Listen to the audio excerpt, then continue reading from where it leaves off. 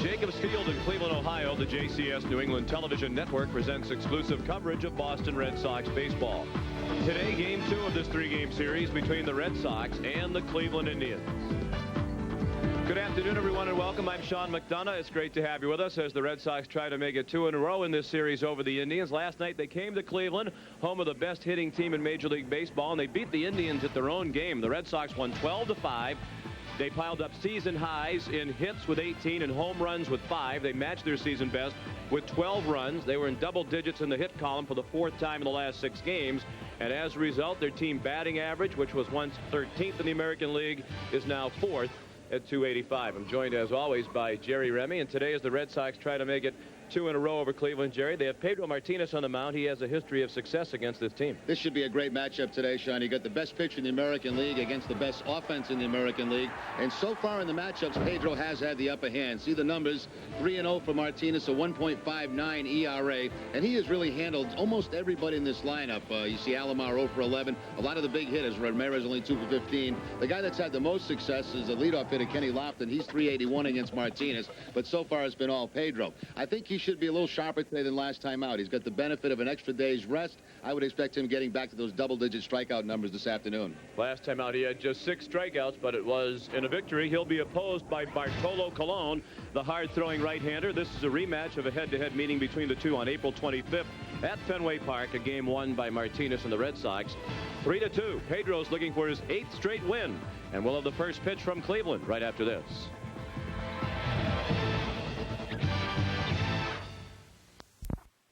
Day here in Cleveland. The temperature today expected to get up into the mid-80s, and they'll have consecutive sellout number 316 on hand. We'll watch the second game of this 3-game series between the Red Sox and the Indians.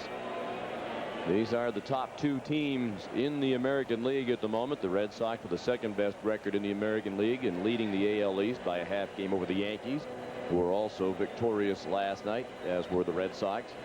The Blue Jays are running third right now at 24-26. But they got potentially bad news last night when Sean Green, the talented outfielder, suffered a broken bone in his wrist. Right now they are listing him as day-to-day, but that doesn't sound good. Tampa Bay has lost 6 in a row, and the Indians still have the best record in all of Major League Baseball. Even after their loss last night, they are 32-14, but just 1-3 against the Red Sox this year. They already have a 9-game lead over the Kansas City Royals in the American League Central. That is far and away the largest lead in any division in baseball.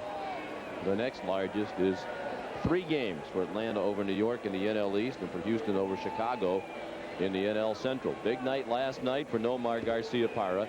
He went 3 for 4, hit 2 over the Red Sox, season high 5 runs. And he's just thrilled about that development, as you can tell.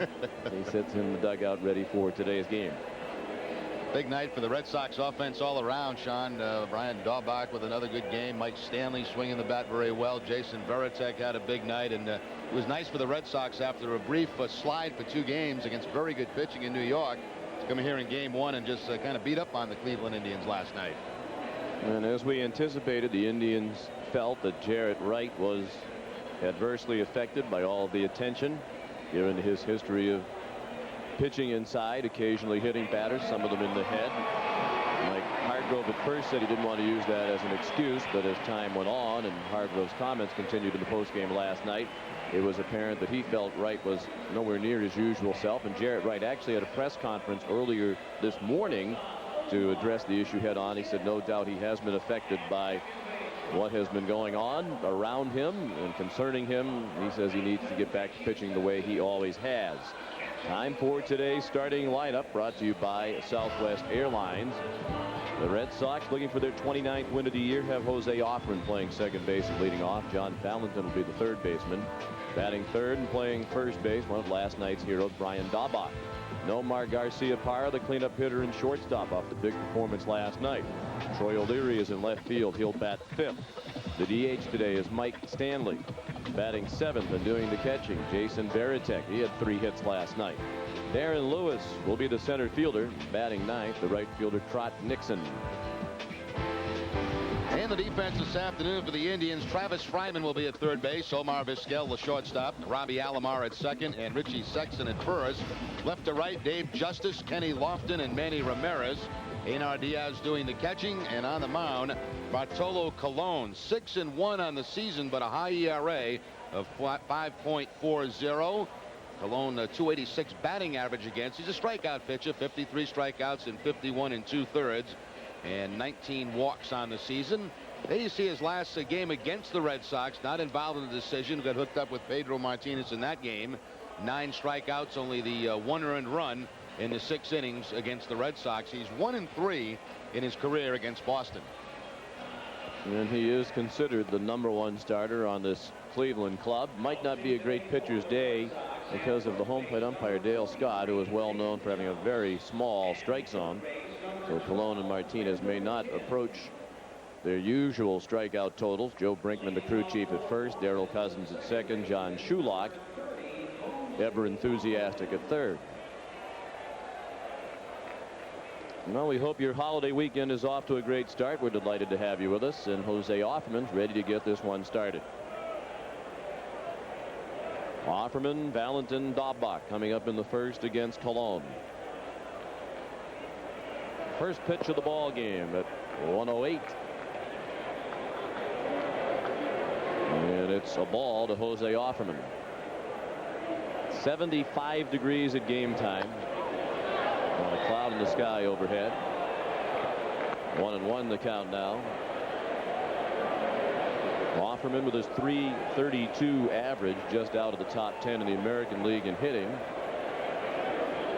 He had 2 singles last night and 5 at bats. The Red Sox piled up 18 hits. 3 more than they'd had in any other game this season. 1-1 from Bartolo Colon. Hit in the air along the left field line. Justice, a long run. He's there in fair territory to make the catch.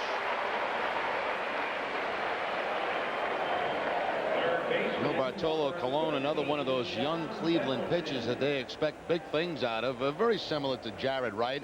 I think Colon is a harder thrower. He'll probably be up well over 90 miles an hour most of the day with his fastball. He'll also throw the curveball and a changeup.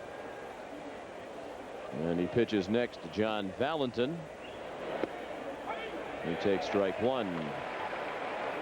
Valentin 1 for 5 last night, now hitting .268, 5 homers, 35 runs batted in. He knocked in a run with his single last night. He's tied for 10th in the American League in runs batted in. He pulled an outside pitch to short. This call to Sexton for the out. 2 down. And we mentioned last night, Sean, this double play combination for the Indians, probably the best in baseball. Perennial Gold Glove winners at second base, and Alomar and Vizquel at shortstop. What a show Alomar put on here last night defensively. Seems like he has renewed enthusiasm for the game after a couple of tough years in Baltimore. Here's Brian Daubach. He had a big night last night. Had 3 of the 18 Red Sox hits, including a 2-run homer to the opposite field off Rich DeLucia. Daubach back up to .316 with 3 homers now and 12 runs batted in. He took strike 1 and now a ball low. DeLucia's night was so bad that 5 minutes after the game, the Indians announced that he was being designated for assignment. It could well be that his career in their organization is over. He was just called up yesterday. It was a very short stint. Here's a look at Brian Daubach's home run off DeLucia, is the first man DeLucia faced.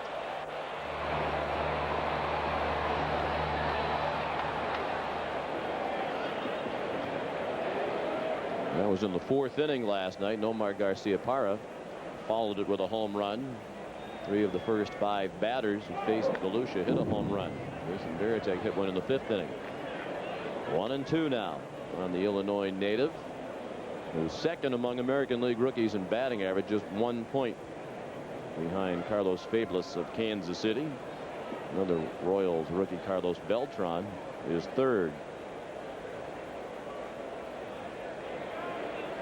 Another 1-2 pitch and a ball up and away.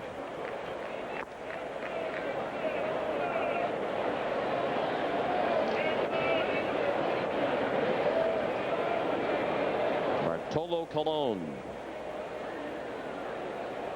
Just turned 24 years old 4 days ago. He's from the Dominican Republic, as is Pedro Martinez. The count now full with Daubach.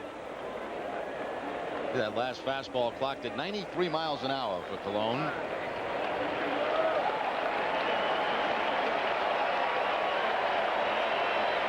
The 3-2 pitch. Fouled away.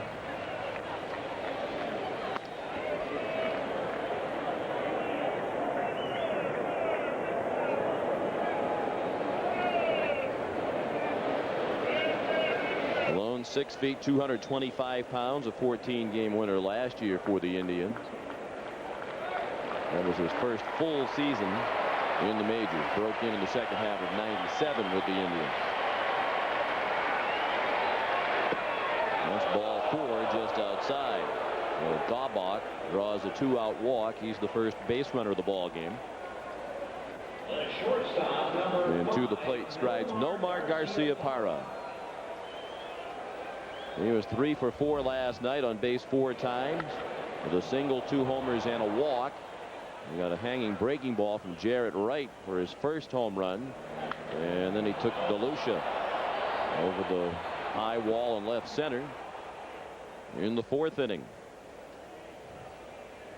And Nomar's up to 338 for the year, 8 homers and 34 runs batted in. He ties Mark McLemore and Fred McGriff at the moment for 7th in the American League in batting average. And he's just out of the top 10 in runs batted in. 1 run batted in shy of the top 10. The 1-0 to him. Waving a swing and a miss and a breaking ball off the plate. He's had some trouble against Colon. You see the numbers: 4 for 22, only a 182 batting average.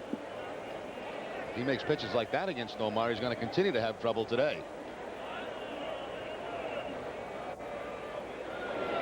And the same pitch and the same result. There's certain guys you have difficulty picking up the baseball, and it looks like Nomar may have that problem with Colon. Back-to-back breaking balls away and the same kind of swing.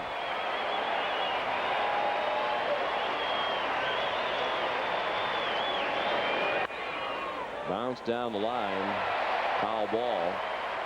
Fans cheered, thinking it was the final out. Even that was not a very comfortable looking swing by Garciaparra. No, this breaking ball stayed right over the heart of the plate too, but Nomar very late on the swing, just trying to be defensive, trying to stay alive.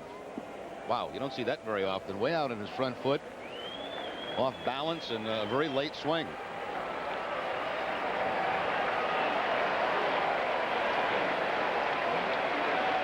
Two outs. Brian Daubach at first in a scoreless game in the top of the 1st inning.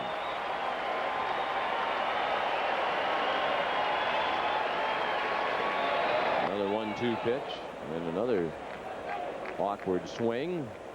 Very defensive mode right now for Garciaparra up there against Colon. Same thing again, another breaking ball, and apparently Nomar not picking up the ball very well. But it's amazing he's still up there following up those last 2 pitches.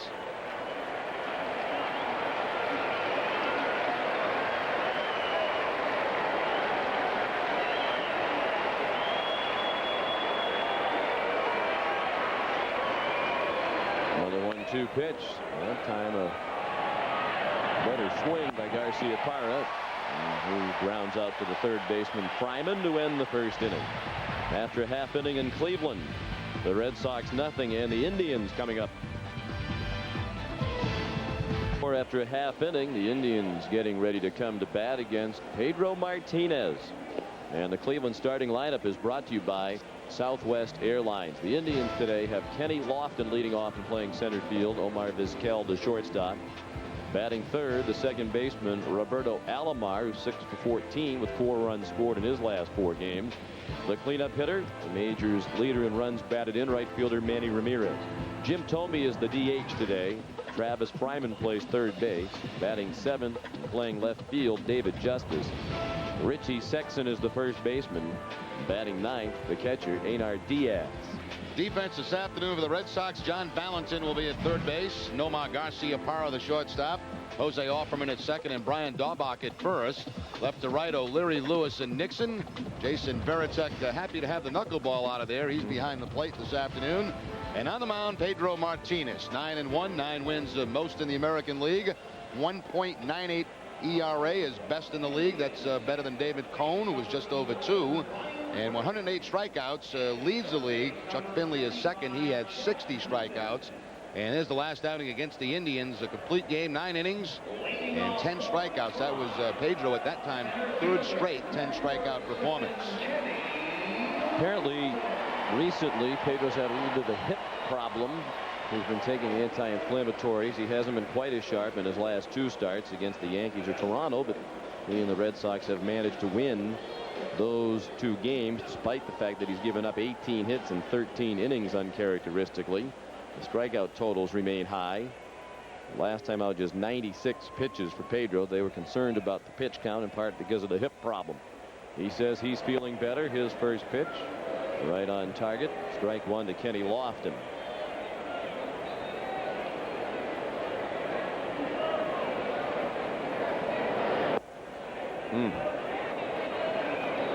A ball. Well, the pitch that Pedro's going to need against this Indian club is the changeup. They've got a lot of left-handers in the lineup, and that's been effective for him against this ball club. Lofton sends it up the middle of base hit. They'll need to get on that one quickly. Lofton around first, and as Lewis hustles it back in, it's a single for the speedy center fielder.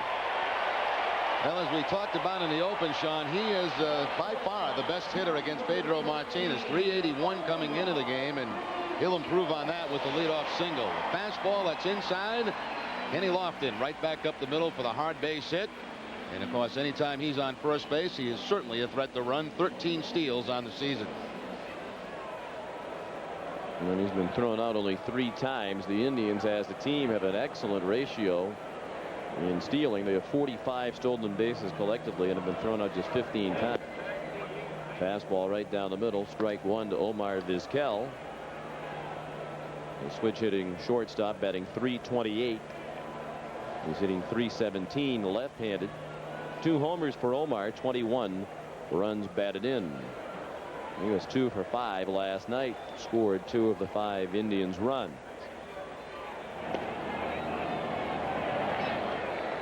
Last night, if you were with us, we mentioned that early in the game when they water the infield, they leave that base path dry. That's what base stealers like. They want it hard and fast. They don't like it with that mud. The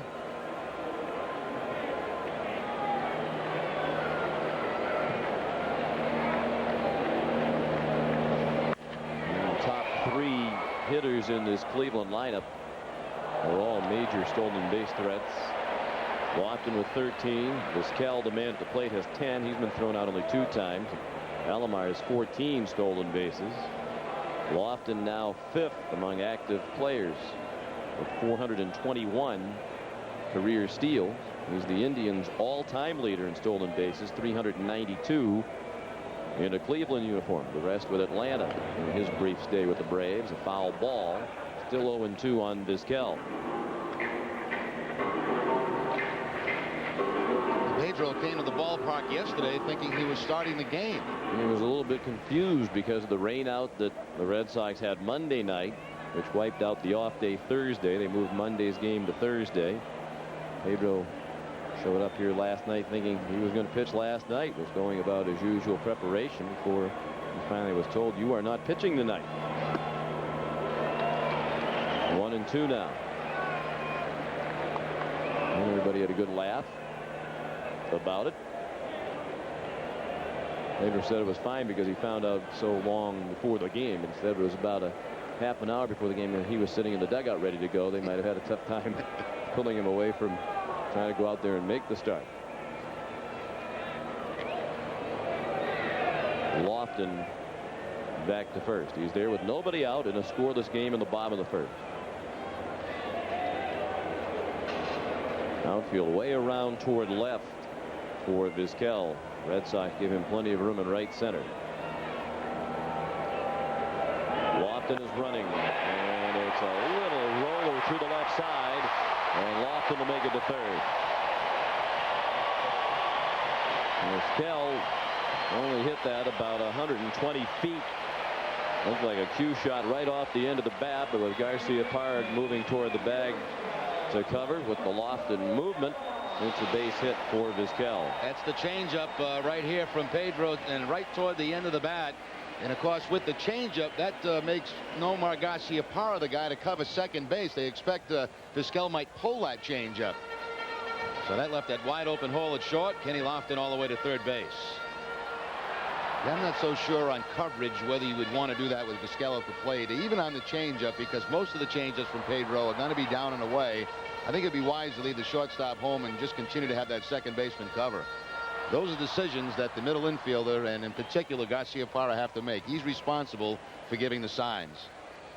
Now Pedro could really use a strikeout with first and third. The infield back up the middle, playing for two. Valentin on the edge of the grass at third. Robbie Alomar hits it in the air and left. Deep enough to score, locked in at ease. O'Leary's throw will go to second base, and the Indians lead 1-0. Alomar drives in his 29th run of the year. Well, we told you earlier that Alomar 0 for 11 against Martinez. He was not going to wait around very long. The first pitch, fastball that he'll see, he goes after, pops it up and deep enough to get that run home. So a team that has really struggled against Martinez off to a quick start in the 1-0 lead. The Indians grabbed a 2-0 lead in the first inning last night before the Red Sox came roaring back on their way to the 12-5 win. A bounding ball single through the middle, a cue shot in the left by Vizquel, and now a sacrifice fly, and it's 1-0. Vizquel a stolen base threat at first with one out for Manny Ramirez. He fouls the first pitch out of play to the right. He leads the majors in runs batted in with 60. He had one last night. 13 home runs for Manny Ramirez, tied for 5th in the American League in that category. He's 4th in batting average at .353. Other than that, he hasn't done very much this season. Well, he'd be in all likelihood the MVP if they had the voting right now, which of course they do not.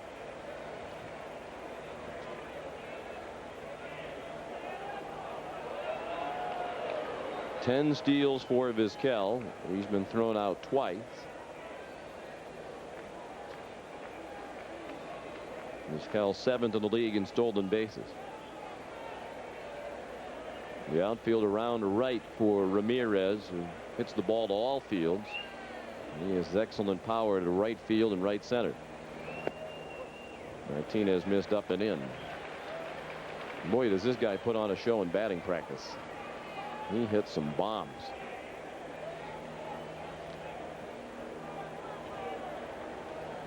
They say Ramirez has really benefited from the arrival of Robbie Alomar. They've hit it off, become close friends, and Alomar has provided Ramirez with some advice that has helped him advance as a major league hitter. He's maturing as he goes along.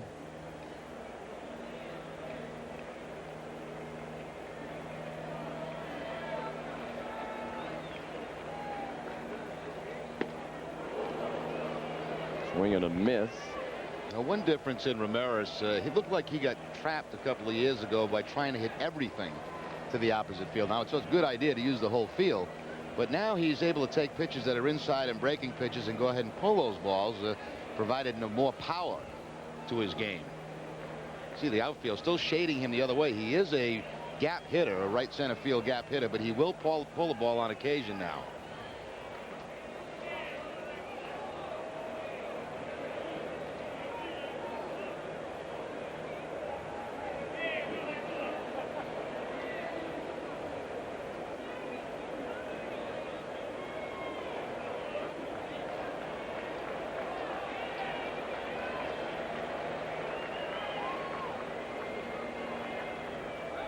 Quick throw to first. You can see the problems that this offense presents to any ball club or any pitcher. The fact that they got guys that get on base that can steal. They need attention. You got a lineup that can hit and hit home runs. They need attention. So there's a lot going on when they have some men on base. The Indians hitting .307. as a team, averaging 7 runs per game, on a pace to set the all-time record for runs scored in a season. In order to break the mark set by the Yankees in 1931, Cleveland on a pace to score more than 1,100 runs. The record is 1,067 by the 31 Yankees. They're far and away the leading team in the league in batting average. 13 points ahead of the Rangers. The Red Sox moving up rapidly. Now fourth and only a point behind Seattle. 1-2 pitch. They want an appeal. Was that a swing? No, said Joe Brinkman. And this is not a pace that Pedro likes to work at. Very slow with the men on base. A lot of throws to first base. Ramirez taking a lot of time. He likes to get the ball and go. The Indians hitters are well aware of that. They'll do what they can to try to get Pedro out of his rhythm. Little looper, shallow right. Nixon is there. Thought about a throw to first with Vizquel about halfway to second. Ramirez is dispatched for the second out of the first inning. The Indians lead 1-0. Here's Jim Thome, who was the first baseman last night. He's the DH today, with he and Sexton changing roles. Will Cordero still bothered by a bruised heel. He's not seen any action in this series. Thome, a .285 hitter, 6 homers, 23 runs batted in. He was 0 for 2 last night with a walk and a sacrifice fly. He's walked 38 times this year. Only Albert Bell has walked more often in the American League with 43. And there's another hitter stepping out. Yeah, with the men on first base, Pedro holds the ball a long time. So you see a lot of these hitters just ask for time and start all over again.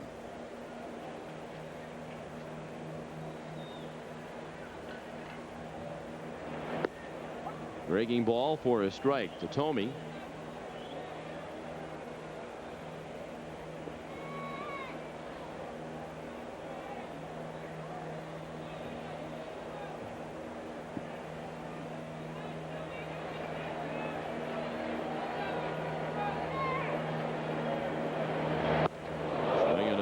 That looked like the best fastball thrown by Pedro so far, up to 92 miles per hour. The others have been around 88.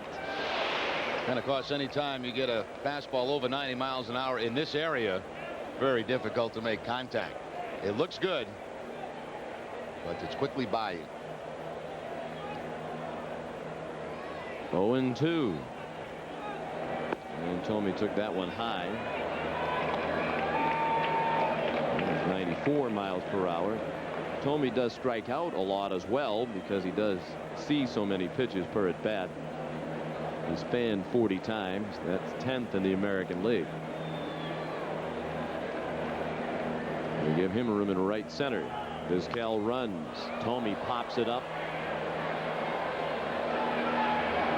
Varitek by the Cleveland on deck circle puts it away to end the inning. The Indians get 1 run on 2 hits, and they lead 1-0 after 1 at Jacobs Field. Season, because there's really no concern for during the season. Well, they hit the jackpot with the realignment of the American League a few years ago, when they were put in the Central with Kansas City, Chicago, Detroit, and Minnesota. The 3-1 is fouled away. Interesting to see now if a similar set of circumstances takes place in Detroit when they move into the new ballpark. Will have the same impact that moving into this ballpark had for Cleveland. Will the fans respond to the new ballpark the way they have here? Where they've sold out 315 straight games. It'll be 316 today. 3-2 pitch, chopped to short. Vizquel to Sexton for the out.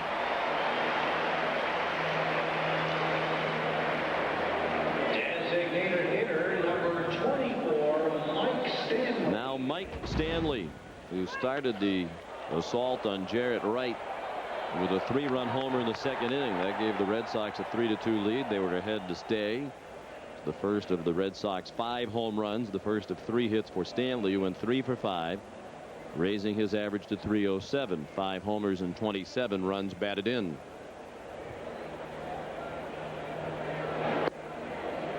Ball 1 high. I was talking with Mike this morning about last night's game, about how difficult it was to play first base as he did last night early in the game when the sun was out and the sun was hitting the first baseman right in the face. He said it was incredibly difficult. And he didn't want to wear sunglasses because so much of the rest of the field was already in the shadows. So there were times when there was a ball hit on the infield, he'd be running toward the first base bag, wondering if he should flip sunglasses down as he was running. Very difficult to see the ball. We also understand that Jason Varitek, even though he did not want to use it as an excuse, Jimmy Williams was telling me this morning he was having a very difficult time seeing those knuckleballs at the beginning of the ball game.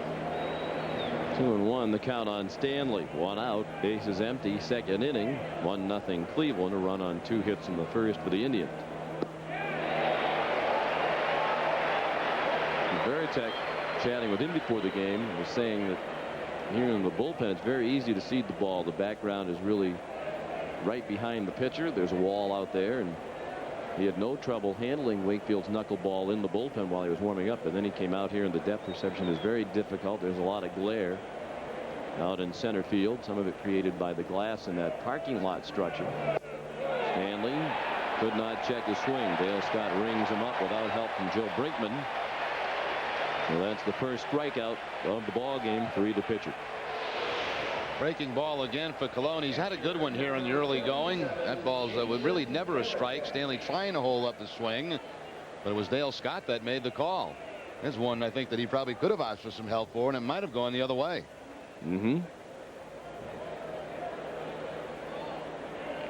So here is Varitek, who made up for the 5 passed balls last night with a productive night offensively. 3 hits, including a homer. He's up to 273. 5 homers now and 18 runs batted in. He took strike 1.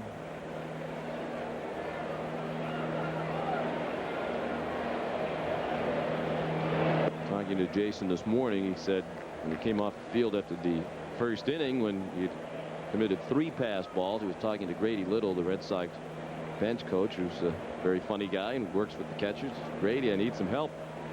Grady said, well, just use your chest protector. Bounced up the middle, backhanded by Alomar on to Sexton for the out. The Red Sox go in order. Grady Little also told him, well, just drive in more runs than you let in. And Varitek did that last night. Here in Cleveland, you're watching Red Sox baseball on the JCS New England Television Network.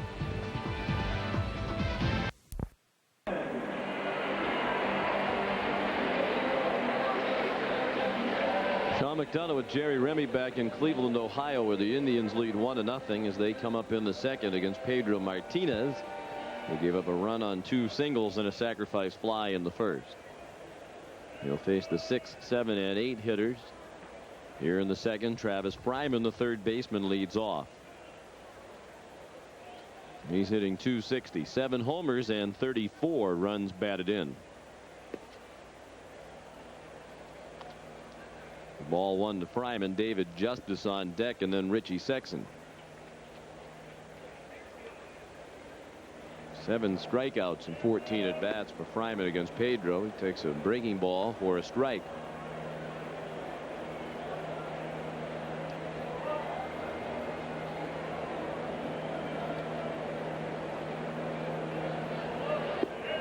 And there's strike 2. Fryman starting to get back on track offensively. He was in a long slump, 2 for 30. And since then, he's gone 12 for his last 36. Well, he hits that one in the air and straightaway right. Nixon a couple of steps in to make the catch, battling the high sky.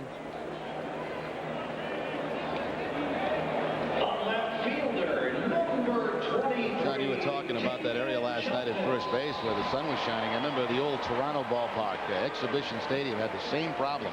It'd be 9 o'clock at night, and that first baseman still having trouble because that's where the sun was setting, and of course there was a wide open gap there for the sun to come through. That's what Mike Stanley compared it to before the game today. Said this park is a lot like Toronto's old park in that regard. David Justice up to 321, 10 home runs for Justice to go with 34 runs batted in. Swing and a miss for strike one. Justice was 2 for 4 last night. He's just 6 for 28 against Pedro Martinez. He's been very hot lately. The Red Sox faced Cleveland early in the year. He was down below 200 over the last 27 games. He's at 375.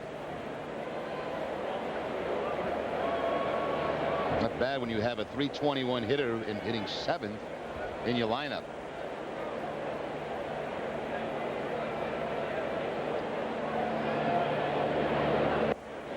Swing and a miss. That's the changeup again. 3 straight changeups from Pedro to Justice.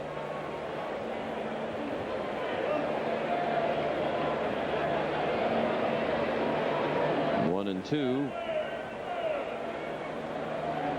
On the left fielder, who's performed very well here in the month of May. And a ball up and in.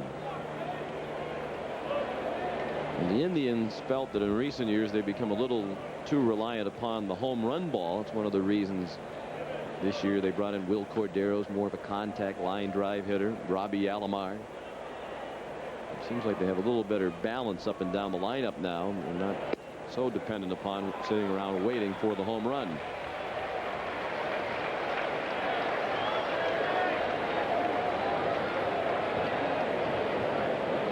Derek Lowe said after last night's game, pitching to this Cleveland lineup is mentally very tough. Well, it didn't look like it was for him last night. He pitched 4 perfect innings in relief of Tim Wakefield to record the save.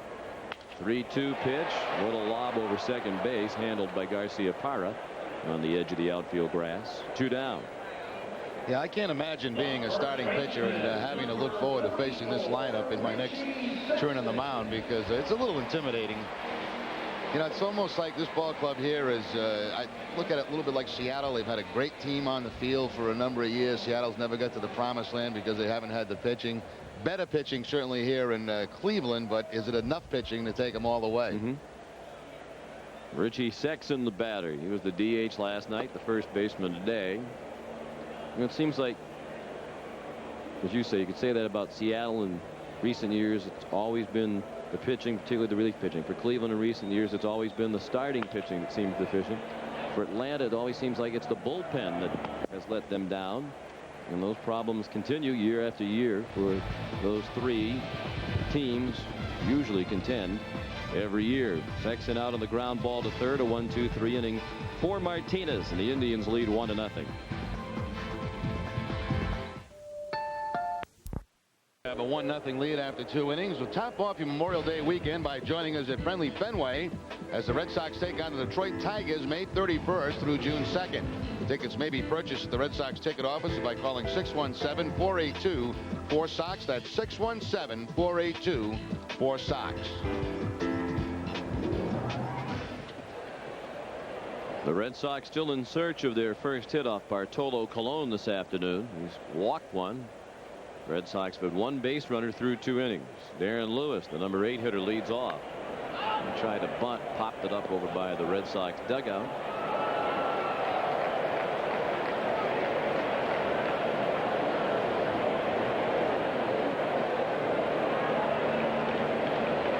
Aren't they excited about the souvenir? Lewis hitting .258. A homer and 12 runs batted in. Turned to bunt again and took a fastball at the knees. Aaron drove in a run last night with a sacrifice fly. He walked and stole a base as well. Was 0 for 2. Trot Nixon on deck, and then Jose Offerman.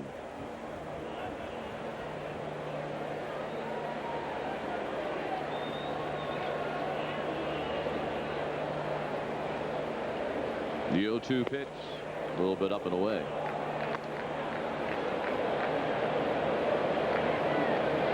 It was obvious last night Jared Wright didn't want to throw a pitch anywhere near Darren Lewis. Everything away from Lewis. He only came in 1 time, Sean. That was an inside fastball to Mike Stanley.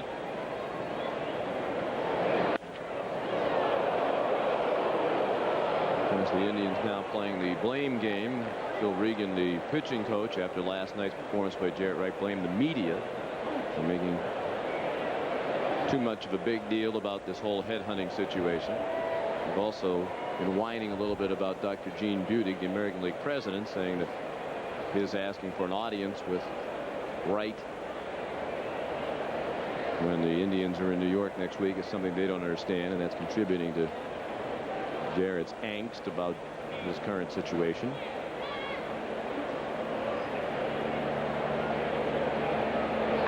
The 1-2 pitch pulled in the hole. Fryman a long way to his left. And a nice play. He has excellent range for a third baseman, as we saw last night. Of course, when he started out as a major leaguer, he was a shortstop.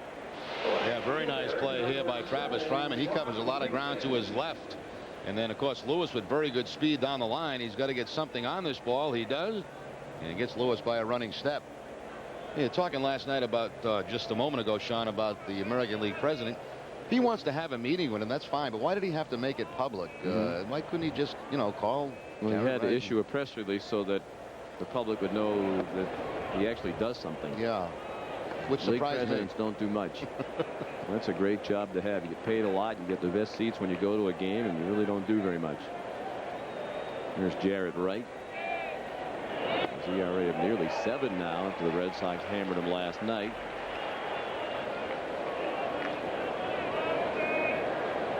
One and one the count on Trot Nixon. One out, third inning, 1-0 Cleveland.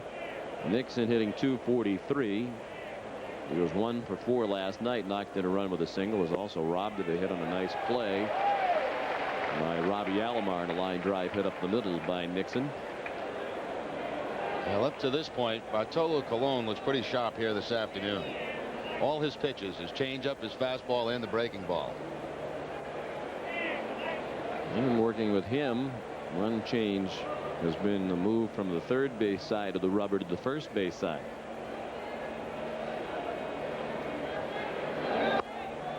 Fastball outside, 2-2. Now that helps with the breaking ball against right-handed hitters. Keeps it away a little bit better. Also a little bit easier maybe to get inside on those left-handers with the fastball. Now the 2-2 to Nixon, low on away. It's funny how just little things can change guys, whether it be hitters or pitchers. You wouldn't think much of it moving from one side of the rubber to the other, but it gives them something new to think about and work with, and sometimes it makes a difference.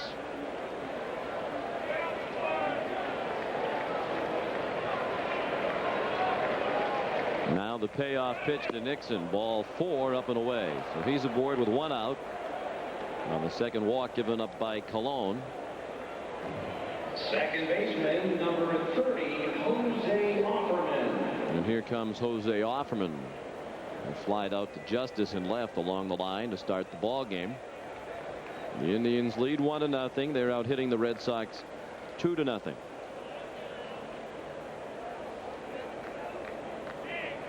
Red Sox looking for their 4th straight win this year against Cleveland. They lost the first meeting of the season between these two teams at Fenway Park, and they've won the 3 since. Offerman hits it sharply. Another terrific play by Alomar. Vizquel won't try to turn it. Well, we were talking about it last night after the game, Jerry. Have you ever seen a second baseman with as much range as Robbie Alomar? The only guy that I could come up with, Sean, was Frank White, but a different type. He played on AstroTurf. I'll tell you what, the great play about this play here is not right here, but the fact that he's able to go to second base with this and get the lead runner. Most second basemen, 90% of them, would get up from this position and just throw to first base to get the out. The diving play at times is not all that great, but it's what they do after that, and that was unbelievable for him to spin around and get the force out at second. Now John Valentin sends one out of play to the right. He grounded to short his first time up. You know, you got a game here where you got 2 top quality pitches. You know Pedro Martinez is probably not going to give a lot of runs. It's going to be a close ball game. He goes ahead and gets the lead runner there, keeps him out of scoring position. Sometimes the dive is a little bit overrated, but what happens after that dive, that was pretty impressive.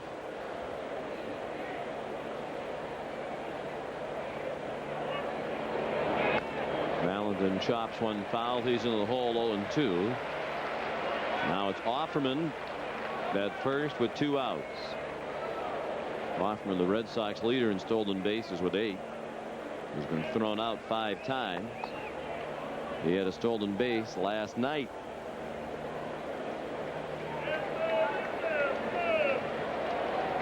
One nothing Cleveland in the 3rd.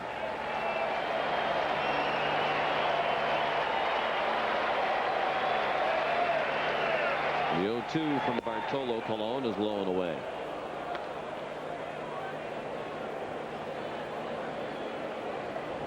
Valentin with a 4-game hitting streak with 5 hits during the 4 games, just a .278 average.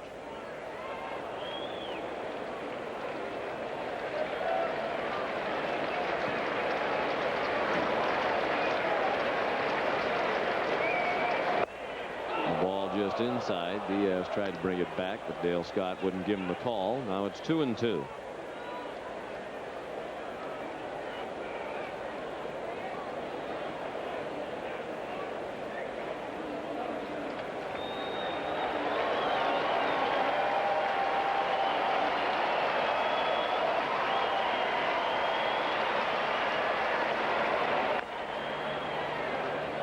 Ball off his foot down to Wendell Kim.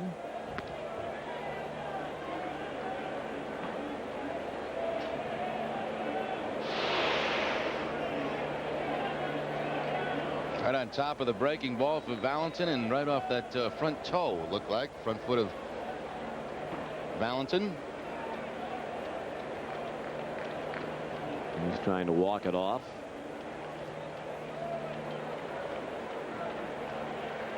The shoe companies, they love those foul balls off the toes, sure do. Feet and ankles. And a lot of publicity from those. The players don't enjoy it quite as much.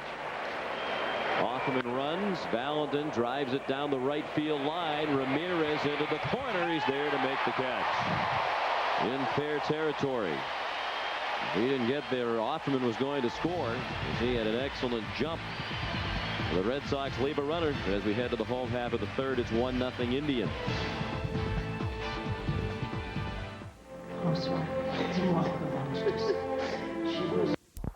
Indians have the 1-0 lead as they'll hit the bottom of the 3rd inning. The 1999 Red Sox season is in full swing, and summer is just around the corner. Come out to friendly Fenway, taking a game in this last season of the century.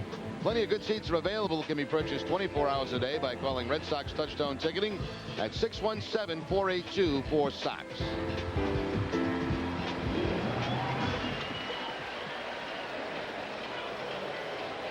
Beautiful day here in Cleveland. That's the Gund Arena, just over that walkway out there in left field, home of the Cavaliers. Brand new arena right next to a new ballpark. Many of the prominent features of this park are included in the Red Sox plan for a new Fenway Park. Maynard Diaz, the number 9 hitter, takes a breaking ball for strike 1. And Pedro Martinez, who gave up back-to-back singles to start the game and 1 run after a sacrifice fly, retired 6 in a row since those back-to-back hits by Lofton and Vizquel. Slashing swing and a miss. Diaz, hitting .247, is in the hole 0-2. There are a lot of features of this park you would want to duplicate if you were building a new park. Swing and a miss. Strike 3. And Martinez has his first strikeout of the afternoon. It's not often he has to go 9 batters into a ball game for a strikeout. There's a lot of appealing aspects of this park. And there's a few that I don't particularly care for myself. We're going to get rid of the bad aspects in the new park. Right. This upper deck here seems to be awfully high, and we are high behind home plate, and you can imagine going up again. That's going to be a rough seat up there, but other than that, not too much else wrong with it. I don't like the 3 decks of luxury boxes on one side. Those are all aspects that will not be duplicated at Fenway. If in fact the new Fenway Park becomes a reality. Kenny Lofton takes ball 1. Lofton single to center, went to third on a hit and run single by Vizquel and scored. in the first on a sacrifice fly, and he's on base again. Well, as Jerry said at the top of the telecast, there's one guy on this Indian team who's not all that concerned about going up against Martinez. It's Kenny Lofton, who's 2 for 2 today. Yeah, this time Pedro tries to cut fastball on Lofton. You see the little movement at the end, but still Lofton there. First base you have to play in to protect against a bunt, so that opens up a little extra space for Lofton. He quickly gets that line drive by Daubach. Yeah, he's not intimidated at all by Martinez. He has some pretty good swings against him. Lofton at first with 1 out for Omar Vizquel. The Indians now have 3 hits, 2 of them by Lofton. Vizquel has the other. He bunts foul. Let's pause for station identification. You're watching Red Sox baseball on the JCS New England Television Network. This is WABI TV Channel 5, Eastern and Central Maine's home for Boston Red Sox baseball.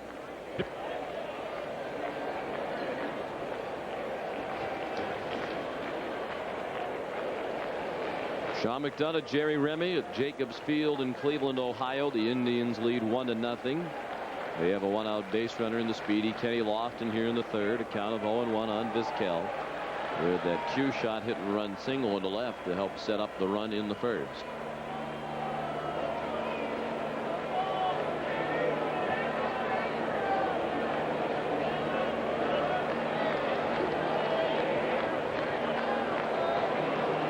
By his standards, Vizquel's had a terrible year with the glove.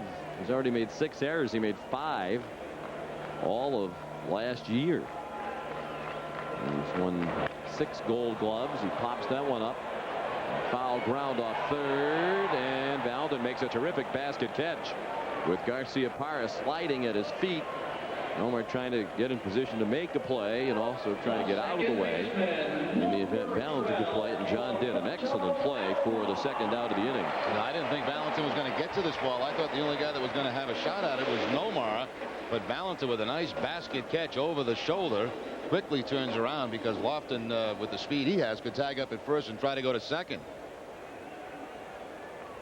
That slide can't feel pretty good by Nomar on that. It's like a cork. Yeah, kind of a rubberized surface. So 2 outs, Lofton still at first, and here's Roberto Alomar, who drove in the Indians' run with a sacrifice fly in the first inning. Took the first pitch he saw and fly to left and knock in the run.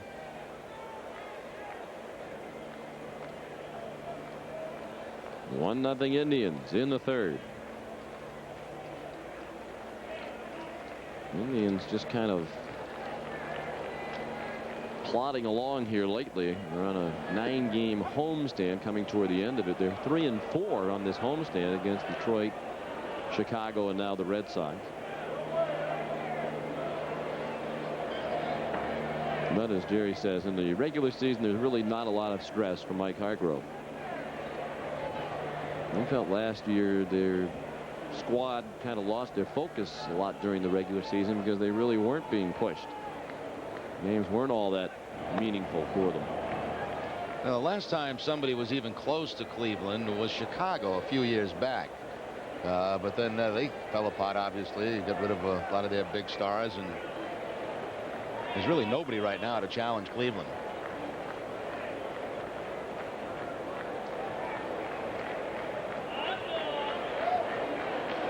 Pitch out to demonstrate Jerry's point. Since opening the 1995 season, the Indians won 4 consecutive AL Central championships. They've been in first place or tied for first in the American League Central 92% of the days during that time. Swing and a miss. 1-2 on Alomar. And over that span since the start of 95, they're 72 games better than the next best team in the Central, the Chicago White Sox.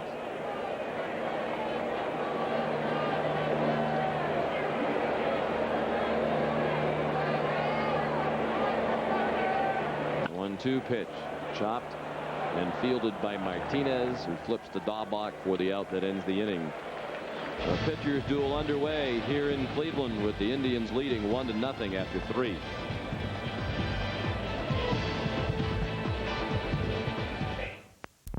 The Indians lead 1-0 after 3 innings. The only run in this game came in the first. Back-to-back singles by Kenny Lofton, and Nomar Vizquel gave them first and third. With nobody out, Robbie Alomar sacrifice fly to bring in Lofton. That's it. The Indians have had 1 hit since. The Red Sox still have not had a hit through 3 innings against Bartolo Colon. He has walked 2. And the Red Sox have their big bats coming up here in the 4th. The 3, 4, and 5 hitters: Brian Daubach, Nomar Garciaparra, and Troy O'Leary. Daubach walked and was stranded in the first. He's in there for the 2nd straight day with Reggie Jefferson. Get to see action in this series.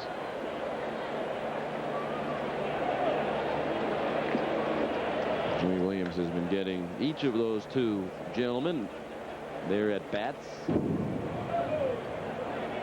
I just get the sense that, and it's early to make this judgment, we haven't seen a lot of Daubach, but that he might provide a little more power than Reggie Jefferson. Reggie has demonstrated consistently over the years that he's going to hit around 300, but he doesn't quite hit perhaps for as much power as you'd like.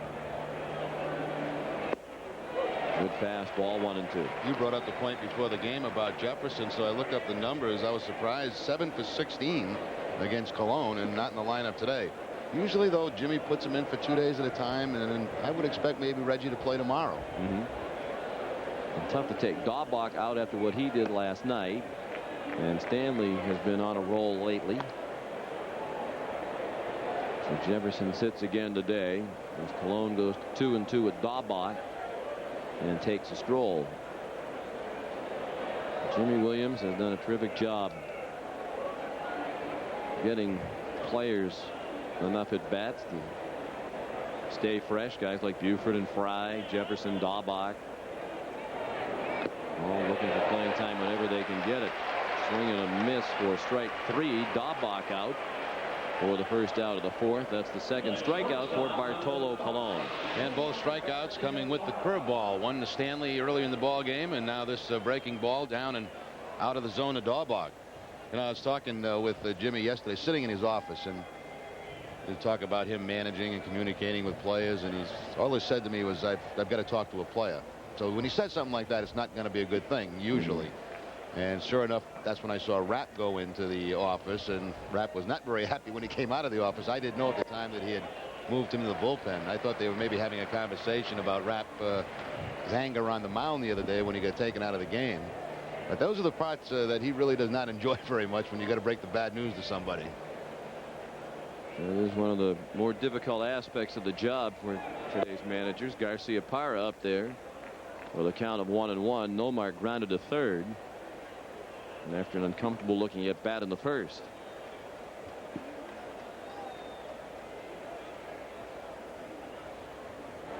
And Jimmy has said, and that's not a swing, but one of the things that he learned from his first experience as a major league manager in Toronto is that now he tends to talk conversationally with the players. He said, maybe the first time around I tend to talk at the players more. He said, now I'm really much more into the give and take.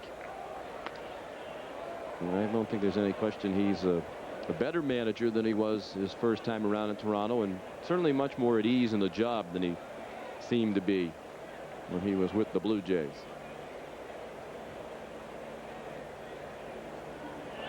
The 3-1 pitch, chopped down to third for Travis Fryman. A low throw handled by Richie Sexson. 2 outs. Just this morning we were talking about Garciaparra. He brought up Nomar's name about the game he had last night offensively and defensively. And we're talking about the kind of kid he is and how you're never going to have to worry about him slacking off, because he always wants to be great. He's going to work hard his whole career. And Jimmy said, when I talk to him, I just make suggestions. I don't tell him that this is the way it should be done. Just make suggestions. If he feels comfortable go out and doing that, then he'll do it, you know. And usually he takes those suggestions and goes to work on it, but there are different ways to talk to different players. And I think that's another thing you learn the more you manage. And I'm sure you learned a lot of that from Bobby Cox also down in Atlanta. Terry O'Leary took a ball inside. He grounded to short his first time up. Red Sox still hitless. The ball low, 2-0.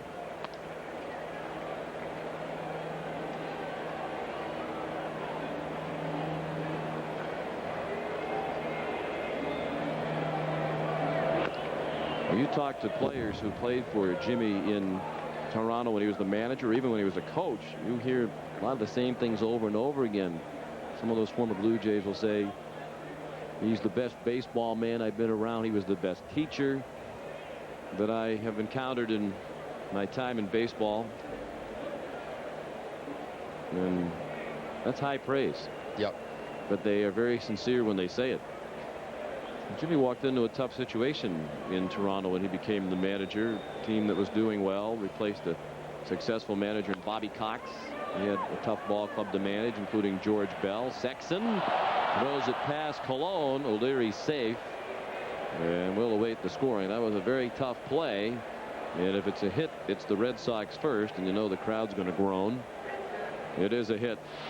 Now, first of all, Sexton's got no business being anywhere near this ball. When you got a guy like Alomar playing behind you at second base, you are in no position to roam that far off the bag to try to make the play. Alomar would have had that easily, and they would have had the out at first base. Sexton committed himself, went to the back end, and make it a much more difficult play. And they did score a hit, but that's one you really almost could give him an error on, because as we saw there in the replay, a good throw, it seemed, would have had O'Leary. He turned a routine play into a tough play. Yes. Now the tying run is at first. Mike Stanley at the plate. He takes a strike at the knee. Stanley struck out swinging his first time up.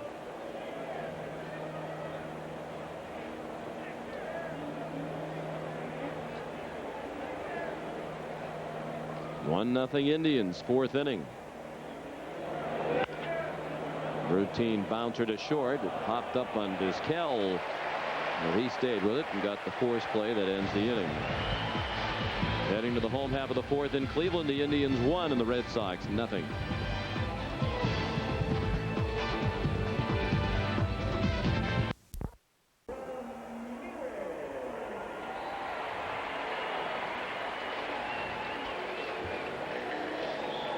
Here in Cleveland, the Indians lead 1-0 in the bottom of the fourth. Let's take a quick peek at the American League scores and schedule. One other game underway in the American League. Chicago leads Detroit 2-1. Frank Thomas has scored a run and driven in the other.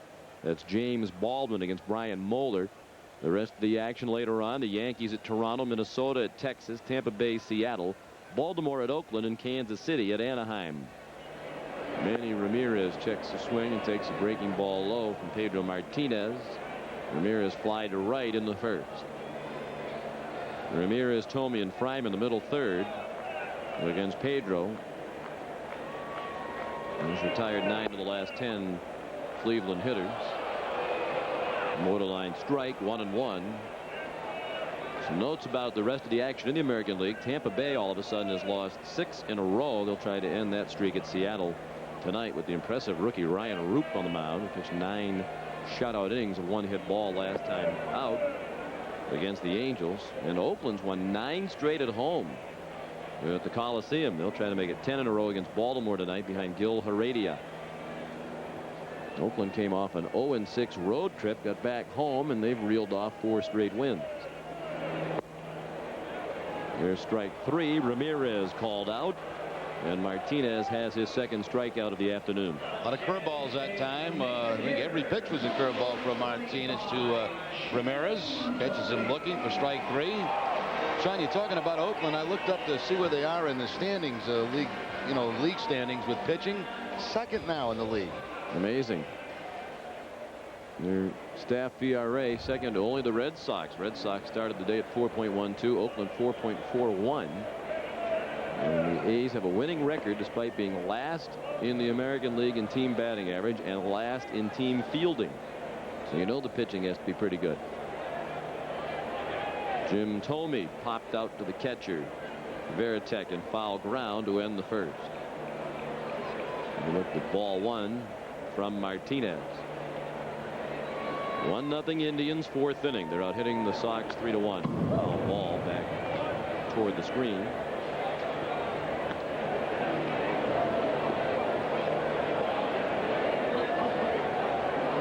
And you wonder how Oakland is doing it with that pitching staff. They don't have a number of guys who jump out at you. Starters Kenny Rogers, Mike Oquist, Jimmy Haynes, who's pitched very well lately. Bill Heredia, who's going today. Kenny Rogers is the only guy in the top 10 in ERA. He's got a 3.44 ERA. The closer, Billy Taylor, has 12 saves, 3 behind the league leader Hernandez. Is lookout home. Sort of the Bob Casey cam there. A friend from Minnesota who would be screaming and ducking looking at that replay. Thome grounds it down the line. It bounced up and hit Stanley off the chest. And he beats Thome to the bag. Didn't want to risk the flip to Martinez. So that was eventful for Brian Daubach. Excuse me, not Mike Stanley. Stanley played there last night. But today is a different day. And a few bad hops down at first base. And that happens sometime if there's traffic at the first base position with runners leading off. A lot of times that ground in front of the first baseman gets chopped up. And you'll see a tough hop right there, just about in that spot where those runners take a lead. I do the same thing, Sean. I look down on the field, and to me, Stanley and Daubach, very similar body type. They look alike down there. Yes, they do. It's tough to tell the difference, but not that tough. Travis Fryman looked at a strike. He flied to right his first time up.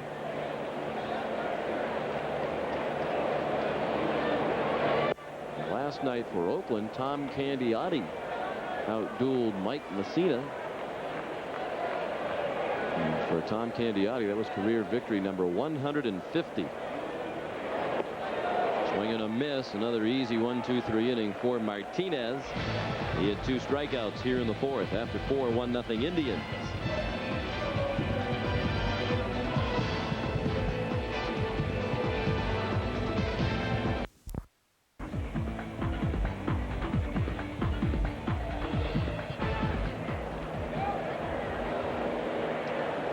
Nothing Indians. They scored a run in the first, and to this point it has stood up. The Red Sox have just 1 infield hit, and they'll close out this road trip and series tomorrow afternoon at 1. We'll have the ball game for you over most of these stations throughout New England on the JCS New England Television Network. And it's back home to Fenway to host the Tigers. We'll have the holiday Monday game at 1 over most of these stations. Then Nesson has the action Tuesday at 7 and Wednesday at 7:30.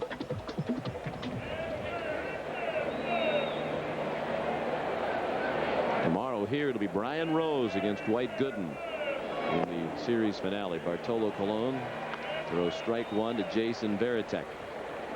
And then after that, we start a little bit of that interleague play again as the Atlanta Braves come to town. And that'll be fun. Off to Montreal and back to New York to play the Mets.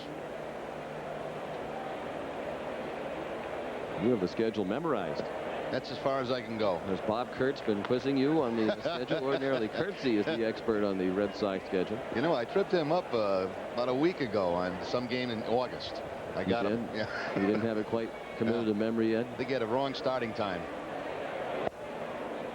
I mean, Bob Kurtz has next year's schedule memorized, and they haven't even put it together yet.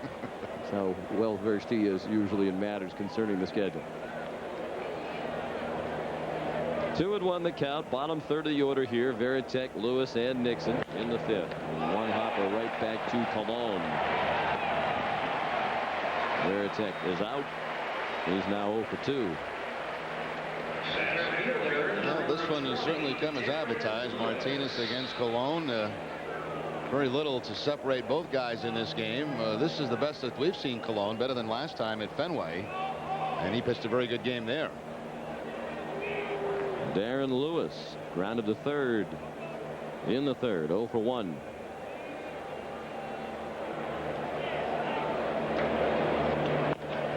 That's chopped over the mound. Alomar didn't have enough on it. The Red Sox have their 2nd hit, and neither hit has left the infield. This time Robbie Alomar could not get the ball out of the glove cleanly, and it threw off his steps toward first base. It almost looked like he threw a palm ball over the first base. Just couldn't get a good handle on it coming out of the glove, and that's the difference. Second hit for the Sox. They have not exactly been killing the ball here to get those 2 hits.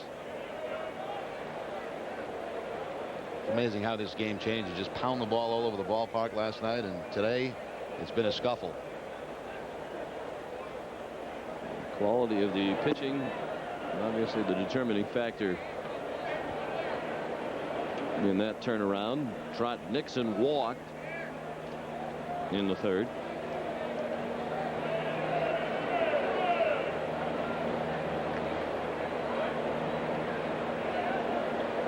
Malone's given up 2 infield hits. He has walked 2 and struck out 2.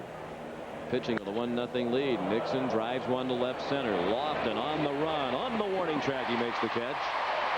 Lewis was about 2 steps from the second base bag. He has to scamper back to first. Well, that's as sharply as the Red Sox have hit a ball today. But Lofton used his excellent speed to run it down in the gap in left center. Well, you talk about strong defensively up the middle. It's certainly the case here with the second baseman, shortstop, and Kenny Lofton in center field. He covers an awful lot of ground with his speed and takes extra bases away from Trot Nixon. That ball was slicing away from Lofton. Had to go a long way to make the play. Not the smoothest center fielder around, Sean, but makes up a lot of the ground with that great speed. Anyway, that one wobbled around in his glove for a moment or 2. Lewis back to first on the throw from Colon. 1-0 Indians, 5th inning. Lewis at first with 2 down, and the hitter is Jose Offerman, the top of the Red Sox order. Comes around for the 3rd time. Lewis has 6 stolen bases. Offerman flied to left in the 1st, reached on a fielder's choice when Alomar made a nice diving stop of his bouncer in the hole on the right side in the 3rd. Alomar got the lead runner Nixon trying to go from 1st to 2nd. Offerman bunts. Malone has to hurry, and he made a nice play to end the inning. The Red Sox strand a runner. They've left 4 after 4.5 in Cleveland. The Indians won, the Red Sox nothing.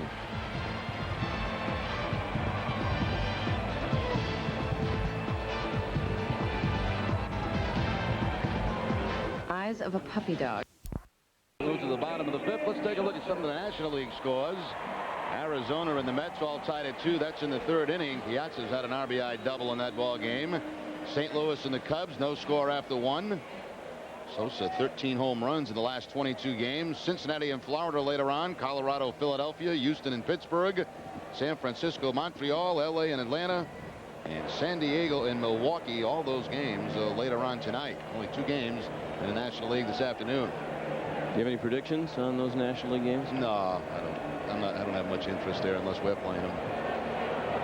All right. Senior circuit. From now on, then we just won't give the National League scores and schedule. The senior circuit. The senior circuit, that kind of disturbs me, doesn't it? Yeah, I don't care for it. Why is it called that? Because they were around first? I guess. David Justice, the batter, 1-1 the count. He popped to short in the 2nd. There's 3 singles against Pedro Martinez, but the Indians lead 1-0. They scratched for a run in the 1st.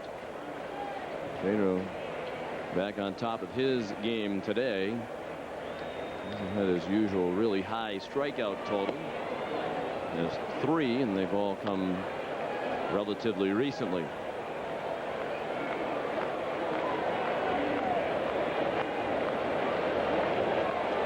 There's a relatively low pitch count today, just 55 pitches. He hasn't walked anybody. Of course, when you strike out a number of hitters, it generally drives the pitch count up.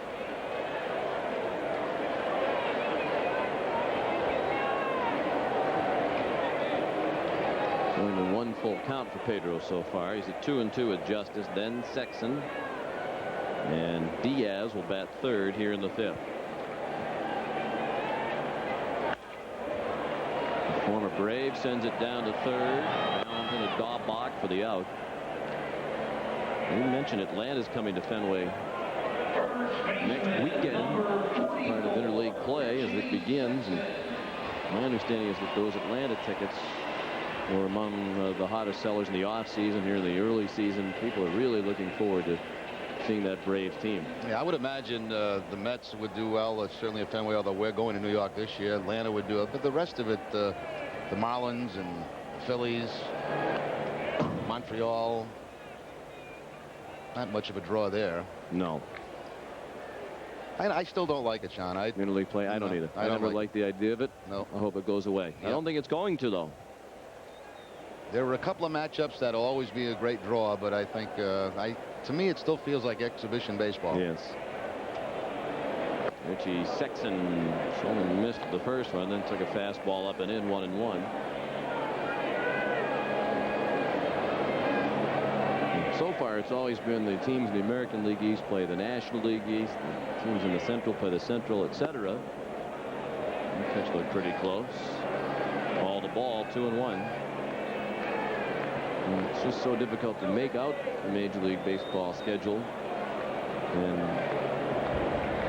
accommodate all the factors that have to go into it. But maybe it would be a little more appealing if somehow you could not see those same teams every year. I'd rather play the Yankees more. I'd rather play Baltimore more. I'd get the American League East in there instead of Interleague, and I would enjoy that. I'm with you. What do you want to do? Have a hunger strike until they get rid of interleague play? Maybe that's going to be tough. Grow a beard? No. Because no, I don't think so.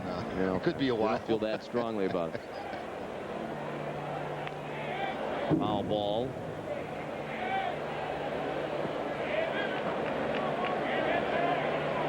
I've heard your form of protest is you're thinking about not showing up Friday night for the first game of that interleague play with Atlanta. I may make a stand. I may make a stand this year in the first game of interleague play. I might do that. I've been thinking about that for a long time, and it's quite possible it's going to happen. Sexton, a swing and a miss for strike 3. Of course, it just happens to coincide with your son's graduation in high school. Yeah, but that has nothing to do with it. Nothing to do with it. It's your principled stand about interleague play. If you look at Pedro's third strikeout over the last 5 batters and 4th of the afternoon overall. That was challenge time there for Pedro with the fastball. Most of his strikeouts have been with the curveball. That's the first one today with the fastball. He retired 7 in a row. And Diaz skies at the left. Pretty well hit, but Illyria's room right on the edge of the warning track. Diaz 0 for 2. The Indians go quietly in order in the 5th. After 5 on a beautiful day in Northeast Ohio, the Indians lead 1-0.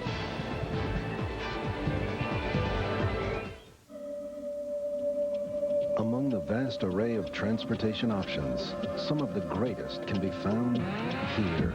The Chrysler and Plymouth minivans. From the luxurious Chrysler Town & Country to Voyager, America's lowest priced minivan with air and room for 7.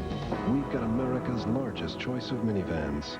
Chrysler, we made the minivan what it is today. Now get $1,000 cash allowance or 1.9% APR on any Chrysler minivan. All right, let me see.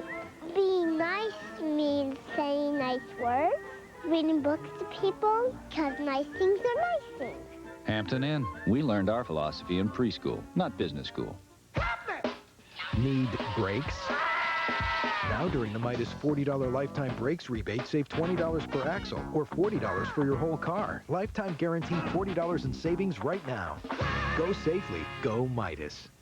Mr. Tux and the Boston Red Sox salute education by offering a $5,000 scholarship. So if you're a 1999 high school graduate, hey, that's me, then just visit your nearest Mr. Tux and fill out the application. So Mr. Tux and the Red Sox are offering a $5,000 scholarship, as in college scholarship? That's right. And all I gotta do is fill out this application and I'm eligible? You're already in Mr. Tux to order your prom tux, so just finish filling out that application and that's it. This is cool. Yes, this is cool.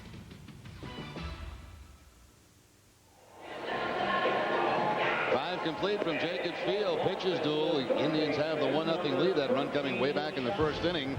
Come out to friendly Fenway and take part in some early summer fun when the Red Sox take on the Minnesota Twins June 14th through the 17th. There's no better place to get ready for summer than a baseball game at friendly Fenway. The tickets 24 hours a day. Call 617-482-4SOX.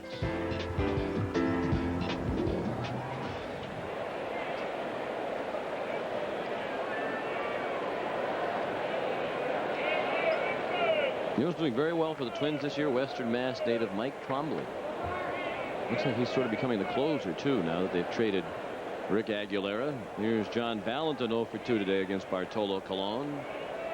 Red Sox have just 2 infield hits off Colon through 5 innings. Ball 1 inside. Valentin is grounded to short and flied to right. Brian Daubach on deck, and then Nomar Garcia-Parra.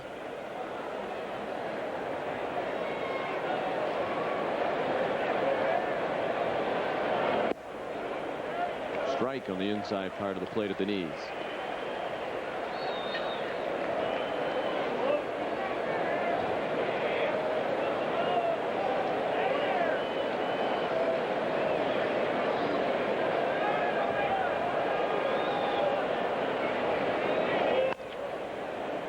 Little slow chopper down to third. Fryman, a fine play. Boy, their infield defense has been spectacular in this series. 1 out here in the 6th. Another very quick release by Fryman on this soft tapper by John Valentin. Watch how quickly he gets rid of this ball out of the glove and puts a strong, accurate throw to first base. Fryman's a big guy, too. He's tall. What, about 6'3", 6'4", very agile. One of the reasons the move was made from shortstop to third base. Maybe he was a little too big to be a shortstop. Brian Daubach flukes one in a shallow right center. There's a hit. The Red Sox third, the first one that's actually made it to the outfield. And a 1-out base runner for the Red Sox here in the 6th. Daubach 1 for 2 with a single and a walk against Cologne today. The hitting streak kept alive by Daubach. Now the 5 straight games. Change up to Daubach, and he'll serve it out into right field for the base hit. Again, not hit hard, but Red Sox now with 3 hits on the afternoon.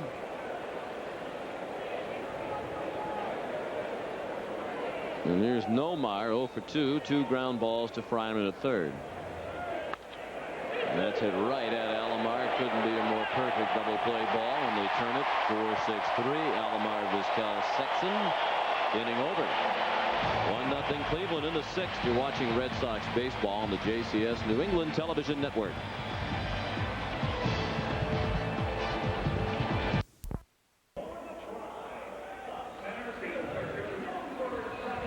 Pitchers duel here in Cleveland, as you might have expected, between Martinez and Colon. And right now the Indians lead 1-0 as they get ready to come up in the 6th.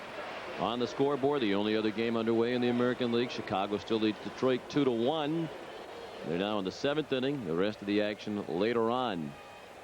Be interesting to see what happens with Toronto's Sean Green, who suffered a broken bone in his left wrist last night when he was hit by an Andy Pettit pitch. We'll list him as day to day, but hard to imagine you play with a broken bone in your wrist. I hope he can. He's on my rotisserie team, and after all, that should be the determining factor in anything that goes on in baseball. You've had a tough time with your ball club. Oh, again, every year, Jerry. The injuries, they just knocked my team out of contention early. Woe is me. Kenny Lofton 2 for 2. He has 2 of the 3 hits given up by Pedro. 1-1 the count of Tim Salmon. He's on the DL. Pass Martinez. Pedro might have gotten a glove on that one. Lofton throws him out. Now, Rick Aguilera, they traded him to the National League. You can only have players in the American League, so I lose him. He was bringing up saves for me. But, you know, there's nothing more tedious or boring than listening to somebody talk about their rotisserie team, so I apologize. Well, I just want to know one more thing as we watch Offerman throw Lofton out. They finally got him out today. Who was your closer now? Well, I also have Billy Taylor. But see, I was bringing up a lot of saves because I had 2 closers. And now I only have 1. I'm probably going to drop down in saves. Omar Vizquel lobs one to shallow center, a base hit, and that's bad news because he's not on my team. As we continue the self-indulgent portion of the broadcast, Vizquel now 2 for 3. My team's in about 4th place. Bob Whitelaw, our esteemed executive producer and director of today's telecast, wanted to know my team. I'm in 4th. Of course, there's only 4 teams. It's still early. No, we have, I believe, 10 teams in the league. But I'm perennial 6th place. Just mark me down every year, 6th or 7th place. Roberto Alomar.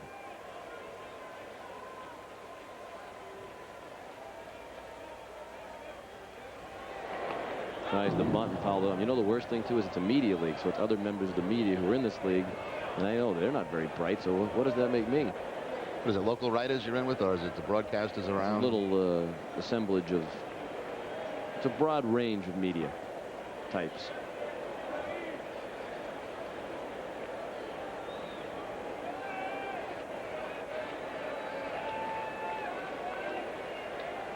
Vizquel runs with an excellent jump. Varitek's throw. Got him. What a terrific throw by Varitek. And it seems these days we're saying this over and over again. Mike Hargrove's going to argue the play at second because Vizquel was barking at Darrell Cousins. Hard to believe he couldn't steal that base with the jump that he got from first. Not an easy pitch at all for Varitek to handle either. And I think that might be a good call. Looks like he got him on the elbow before the hand got to the bag. Darrell Cousins made mistakes in the past. I remember one night here in Cleveland, he kept calling me Marty Barrett around the hotel. He thought he was talking to Barrett, but he had the wrong second baseman. And you've been on him ever since. Right on the money, though, for Varitek, the quick tag, and that's a close one. Yeah, it might have been safe. Yeah, I feel strongly about it both ways. I was very close, about as close as it can be. Well, it's key because it keeps a man out of scoring position. There you see the numbers for Varitek, 31%, very good. So did you call him like by a different name? I kept calling him John Shulock. Did you? That'll get him.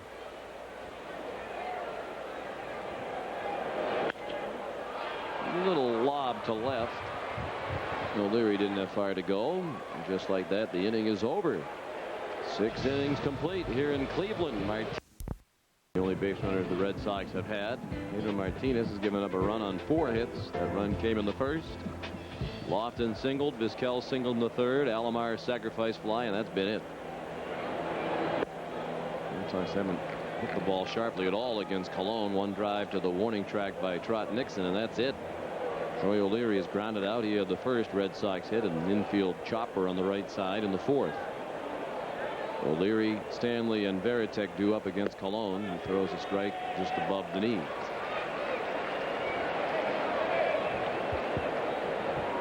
You've been following the controversy here in Cleveland about Chief Wahoo, the Indians mascot logo there right on Cologne's sleeve. I understand there are a lot of folks that want to do away with that.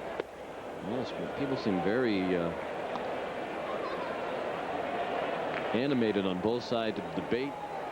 There are those who say it's offensive to Native Americans. There are others who say it really is not, that the Indians' history talks about Indians in only the most positive light. That's why they chose the Indians as their nickname, Chief Wahoo as their mascot. The gentleman who designed Chief Wahoo about 50 years ago, still alive, he was 17 years old at the time. He said he can't believe that anybody takes it to be a racist symbol because he didn't intend it that way. Bounding ball to second. And Alomar throws him out. But it has become one of the top stories on the news here, it seems, day after day as we're here in Cleveland. There's a local library that's actually banned the wearing of the logo inside the library. And now some lawmakers say they may try to have a bill passed that would prevent that library and any other organization like that from getting public funding if they restrict people's freedom of expression in that way. So lots of stuff going on with Chief Wahoo. Funny, when they were drawing about 4,000 people a game at the old park, nobody cared. No. Now the Indians obviously getting a little more attention than they did in the past. Mike Stanley took a strike, and now a ball low and away. He's over 2, a strikeout and a ground down.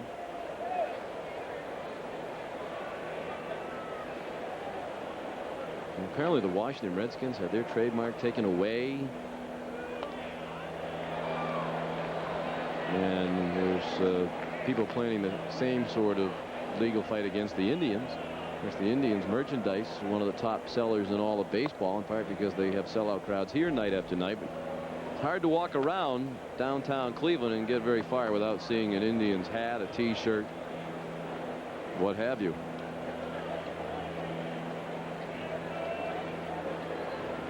Some of these young players on Cleveland could never appreciate the difference of a few years back and what they have to play for now. It's just incredible. Nothing but empty seats at the old park, and you never see an empty seat here. 1-2 pitch. That's true again today. Sellout crowd of 43,255. The Indians 316th straight home sellout, adding to their major league record. 2-2 on Stanley. One out, bases empty in the 7th. 1-0 Cleveland. Swing and a miss. Stanley strikes out for the second time. And Colon has fanned 3. Well, he's really mixing his pitches up well. He had a 95-mile-an-hour fastball to Stanley. Then he'll throw this turnover fastball. That's about 87 to pick up the strikeout. The cross-seamer first, then the two-seamer that runs back in on Stanley. He's tough today. He's thrown 90 pitches. And he's working now to Jason Varitek with 2 outs and the bases empty. And strike 1 thrown by Colon. See Colon with number 15 on his hat. That's a few players are wearing that for Sandy Alomar, who is out of the lineup. After knee surgery, they hope he'll be back July 1st. These days it's difficult to keep up with all the numbers that players are wearing on their hats for various other players and causes. I think from now on in the games that I don't work with you, Sean, I'm going to put an SM on my blazer for the open and the close. And very touched by that.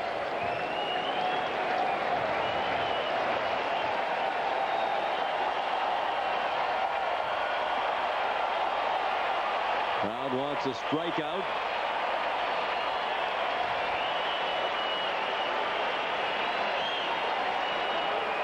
One-two pitch. They have their strikeout. 93 miles per hour up and away, and Varitek chased it. Back-to-back strikeouts for Colon. Another 1-2-3 inning. He's been outstanding, and the fans are showing their appreciation at the 7th inning stretch. It's 1-0 Indians. Inning stretch in Cleveland, and stretching to the sounds of KC and the Sunshine Band. They sang the national anthem here today. This copyrighted telecast is presented by authority of the Boston Red Sox, may not be reproduced or retransmitted in any form, and the accounts and description of this game may not be disseminated without the express written consent of the Boston Red Sox. I guess it's another sign that you're getting old when KC looks like he's added a few years. Yeah, he scuffled through that national anthem too. Yeah. Well, he didn't have all the horns and full accompaniment that he usually has. Manny Ramirez chopped one foul at the plate. 1 strike on the Cleveland right fielder, who's 0 for 2, is flied to right and struck out. And if KC is in for the Rock and Roll Hall of Fame, we see a lot of those rock stars around Cleveland now because of that.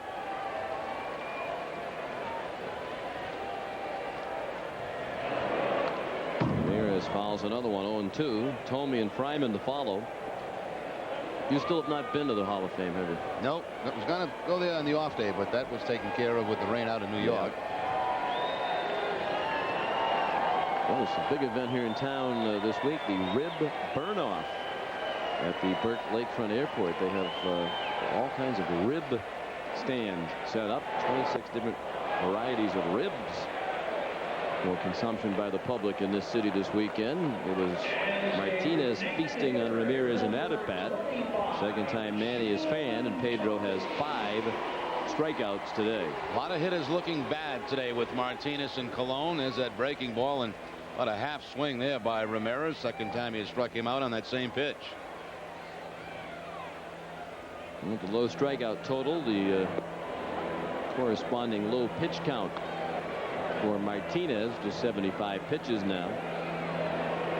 5 strikeouts would be his lowest single game total of the season, but it's been a terrific outing, holding this lineup to just 4 hits and 1 scratch run in the first, really created by the speed of the Indians. Another example of how much speed benefits an offense.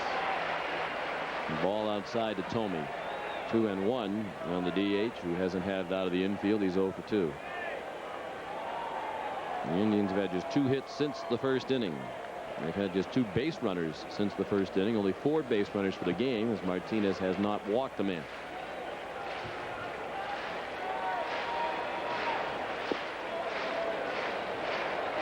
A strike. No pitcher in the American League, no pitching staff has shut out the Indians this year. And the only American League team that has not been shut out at least once in the National League, only Houston and Milwaukee have avoided being blanked.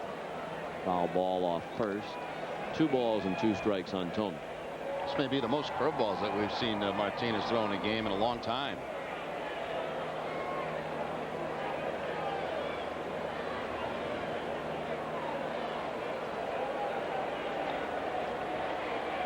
He struck him out with high heat. Back-to-back strikeouts here in the 7th for Pedro. And he now has 6 strikeouts today. After a number of off-speed pitches, curveballs to Thome, he'll just go back upstairs with the high heat. And again, when they get ahead of Thome and you have that kind of fastball, that's where they like to go. See that slight uppercut swing, the hands drop in right underneath the baseball. 2 outs, bases empty. 7th inning, 1-0 Cleveland. Travis Fryman takes a strike on the inside corner. He is flied to right and struck out swinging.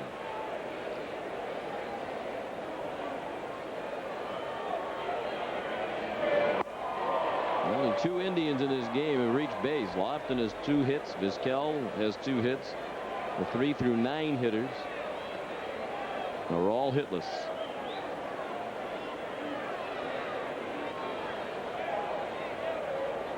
They're combined 0 for 16.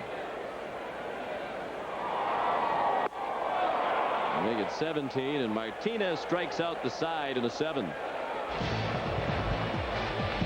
7 strikeouts for Pedro. After 7, 1-0 Indians. Back in Cleveland, the Indians lead 1-0 after 7. Terrific pitching performances by Pedro Martinez and Bartolo Colon. And we'll see if Brian Rose can be outstanding again tomorrow as he pitches in the series finale at 1 o'clock over most of these stations. We'll also have Monday afternoon's game from Fenway as the Tigers come to town. Nesson has the action Tuesday and Wednesday. The Red Sox and Detroit from Fenway Park. Willie Blair, Jeff Weaver, Justin Thompson lined up to face the Red Sox at Fenway. Mark Portugal, Brett Saberhagen, Tim Wakefield, the Red Sox hurlers against Detroit. Bartolo Colon induces a swing and a miss for strike 1 from Darren Lewis. He was grounded to third and an infield hit. Red Sox have 3 singles, none of them well struck. 2 choppers in the infield by O'Leary and Lewis, and a bloop hit to right center by Brian Daubach, and that's been it. Late in the game, 1-run ball game. Sexton and Fryman very close to the third base line and first base line, trying to take away that double. Lewis, Nixon, and Offerman coming up. There is action in the bullpen. Mike Hargrove not taking any chances. Malone misses with a 92-mile-per-hour fastball. Malone falter here. Hargrove wants to have options ready to go in the pen. I think he should take him out right now. It really looks like the way he's pitching, the Red Sox could play all day here and not score a run. There's Paul Shuey and Ricardo Rincon in the bullpen. According to my scorecard, Jerry, the Red Sox have not had a man reach second base today. Nope.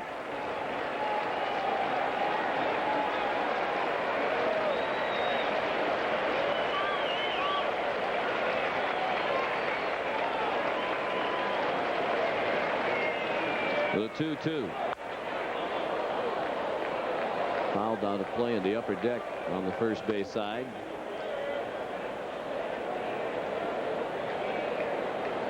Colon has not pitched a complete game this year. Matter of fact, the Indians only have 1 from Dave Burba. And the next pitch will be number 100 of the afternoon for Bartolo.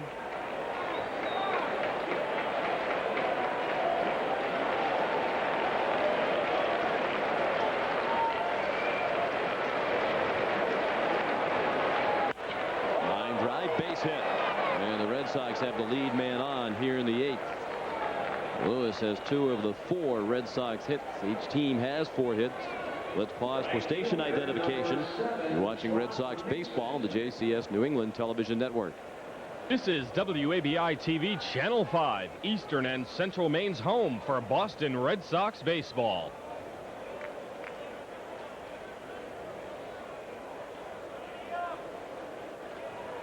Sean McDonough, Jerry Remy at sold out Jacobs Field in Cleveland, Ohio.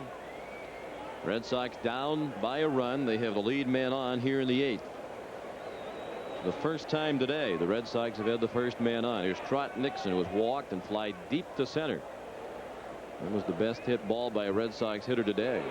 No side of a bunt. Nixon drives one to deep right. That's over the head of Ramirez and off the top of the wall. Lewis digging for third. He'll be held as Nixon has a double.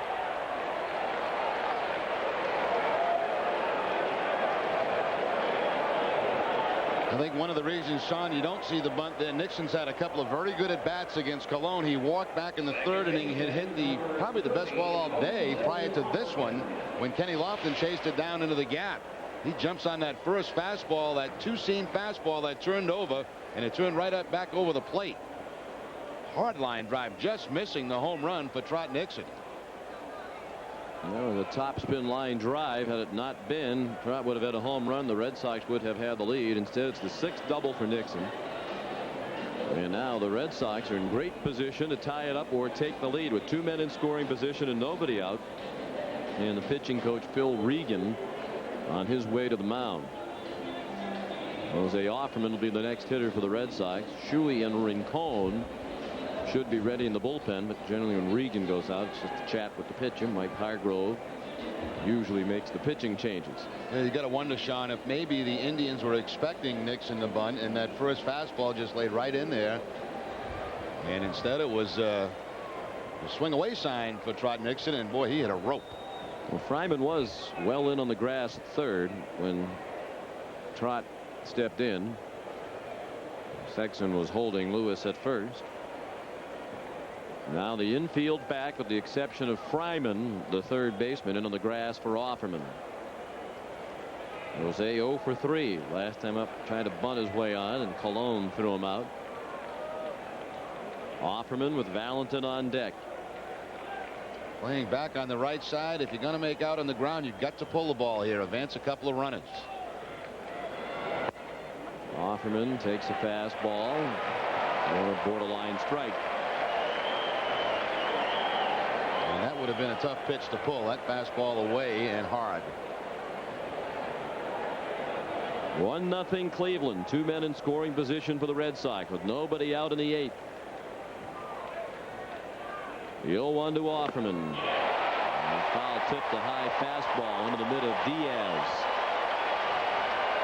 You know, Sean, would have been a pretty good play here. Obviously now with 2 strikes it's not going to happen, but a drag bunt toward that first base line. You get a run home, you get a man at 3rd, and you probably get a base hit. It's so deep.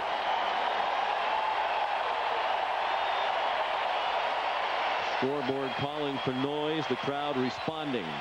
Offerman in the hole, 0-2. The pitch from Cologne. Grounded on the right side. That'll do the job. Lewis in to score to tie the game at 1. And on the play, Nixon got to 3rd. Well done by Offerman, especially in the hole as he was against Cologne. Yeah, he's got in the hole. No balls, 2 strikes. Cologne makes a mistake by coming inside, giving Offerman something he can pull. And to credit to Offerman, he got the job done. That ball down and in. And the catcher was set up away. He didn't want it inside. Offerman with the ground ball with the infield back. You get a run. And now the man at 3rd base. Good job by Jose Offerman. You don't get a hit and you're going to make out. That's the kind of out to make. You're going to walk John Valentin. Trying to get out of the inning with a double play. But they're going to take their chances with a left-handed hitting Daubach instead of the right-handed hitting Valentin. Now, of course, Mike Hargrove may counter and go to Ricky Rincon.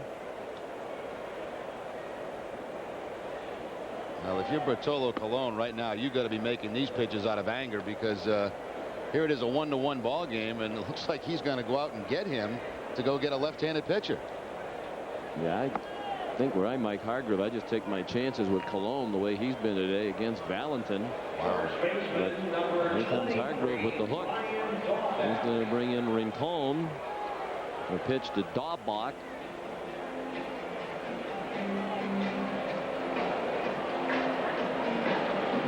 And he knows that Jimmy Williams doesn't have many right-handed hitting options on the bench, and Hargrove wants to give Colon a little pep talk here, but you know Bartolo can't be too happy about this. Well, that is a surprise move there.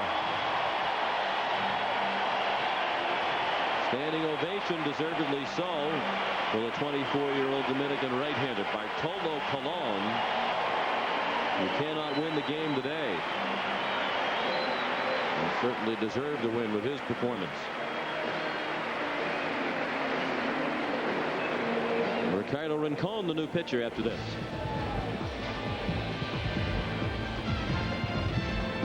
Feel the Red Sox have tied this ball game here in the top of the 8th inning. Bartolo Colon, who pitched outstanding baseball today, is removed by Mike Hargrove, and Ricky Rincon will come on for the second time in this series.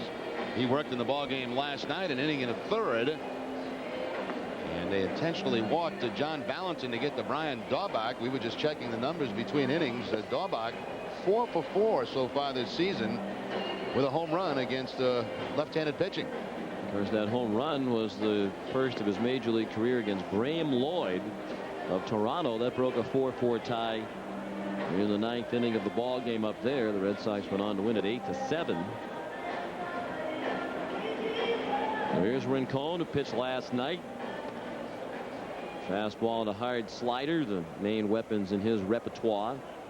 They're going to move the infield back now and hope for double play. Daubach, a very slow runner. He's grounded into 2 double plays this season. He likes to jump on that first pitch against a lefty. 1 run, 5 hits for Boston. 1 run, 4 hits for Cleveland.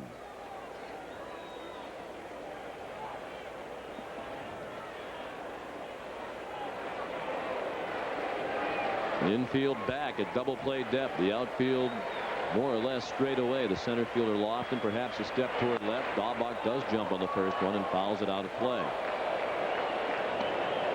There are the numbers Jerry was talking about. 4 for 4. Not many at bats, but he's perfect against left-handed pitchers, including the home run off Lloyd. Nomar's on deck. They're holding Valentin at first. Trot Nixon, the go-ahead runner at third. Daubach, a half swing and a foul ball. Now you're in a little bit of trouble. Quickly in the hole 0-2. Rincon does not have to throw a strike now. Can stay with that breaking ball away from Daubach. See if he'll chase it. There might be one batter and out for Rincon. They continue to have Paul Shuey warming up in the bullpen with Nomar on deck. He could enter the game. The 0-2. Into the air, a little pop up. Fryman running out of room, runs into the rail hard. Did he make the catch? Yes, he did. And he really paid the price for it. He got that railing right in the midsection, and time's called now. One of the fans just now cheering. They weren't sure that Fryman had the ball until they saw him flip it in disgust back toward the pitcher. Mike Hargrove, Jim Warfield, the trainer, among those over to check on Fryman. Nice play here by Travis Fryman, running out of territory. He's going to go right up to that photographer's booth, make the catch, but pay the price. I think he might have got his knee too on that one beam that goes down. He'll certainly knock the wind right out of you. Yeah. What a play, though, and a big one for the second out of the inning. That will be it for Rincon. He departs to a big hand, and they're going to bring on Paul Shuey to pitch to Nomar Garcia-Parra. With the go-ahead run still at third, but now with 2 outs. So far, the strategy is working for Hargrove to intentionally walk Valentin, bring in the lefty to pitch to Daubach. 1-1 the score. First and third, 2 outs. Back in a moment.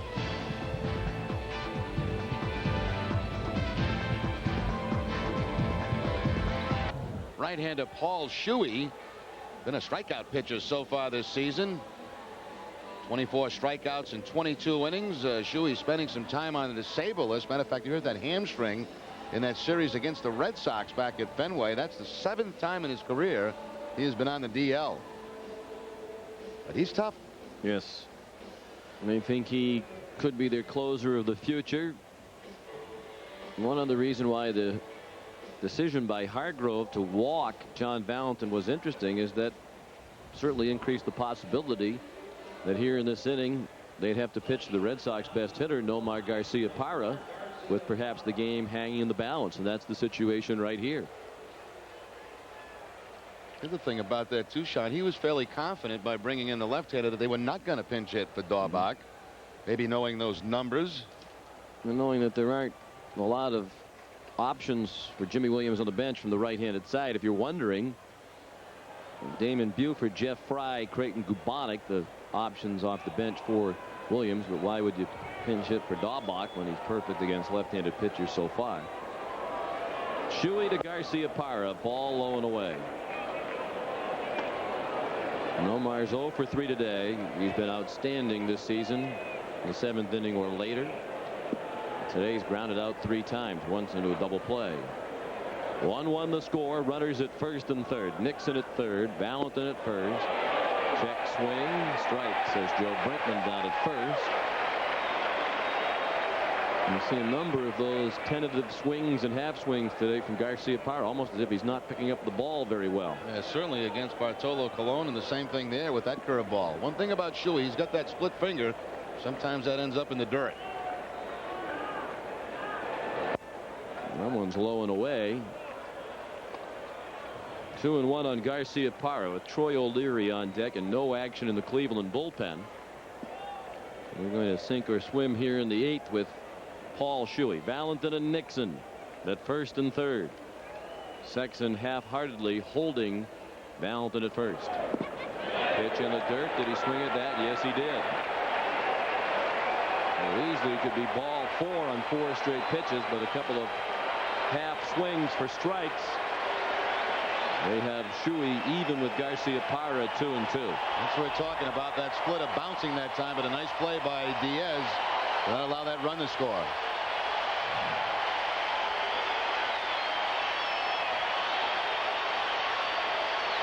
The 2-2 pitch. Foul ball. Many of the fans apparently thought Nomar missed it. Big roar went up, but he did get a piece of it. That looked like a pretty good pitch to hit.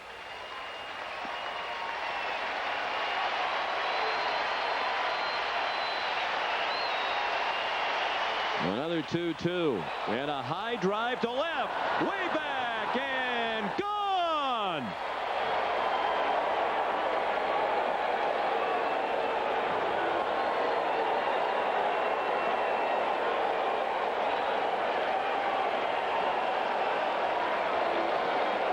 A 3-run homer by Nomar Garcia-Parra on a 2-2 pitch. Mike Hargrove's maneuvering here dramatically increased the likelihood they'd have to pitch to Garcia-Parra, and that is rarely a good idea. The Red Sox lead 4-1 on Nomar's 9th of the year. And I'll tell you what, Sean, that's what makes great players great, because he has had today some of the worst swings that we have ever seen Nomar Garcia-Parra take. One mistake, one pitch left up in the strike zone, and Nomar takes it way back. And now Hargrove's forces are going to have to try to come back against Pedro Martinez. Troy O'Leary bangs one to the right side. 4 hits in the inning for the Red Sox. You know, Shuey made Nomar look bad on a curveball and then a split-fingered fastball that bounced. And then that looked like a batting practice fastball when he had the count 2-2 on him, and Nomar takes it for the home run. That makes the whole day worthwhile, because it was a very difficult day up the plate for Nomar prior to that. You said it. He's taken swings as bad as any that we've seen him take ever today. And then all of a sudden, It's way back into those left field bleachers. That was a shot. 3 home runs in 2 games in the series now for Garciaparra. Stanley takes a ball in the dirt. A good backhand stop by Diaz. I think you can question Mike Hargrove on a number of things in this inning. First of all, to take Colon out in the first place. I think many of the Red Sox hitters would say he was doing them a big favor by doing that. And then to intentionally walk Valentin and raise the distinct possibility that now Garciaparra would come up to the plate.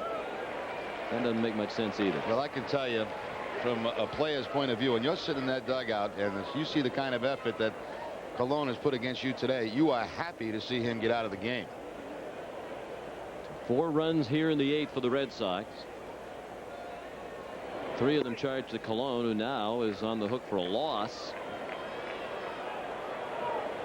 And Shuey disheartened undoubtedly behind Stanley. 3-1. Stanley's 0 for 3 with 2 strikeouts. He's the 8th batter of the inning. Red Sox had 3 hits entering this inning. They have 4 hits here in the 8th. And Stanley takes ball 4 up and away.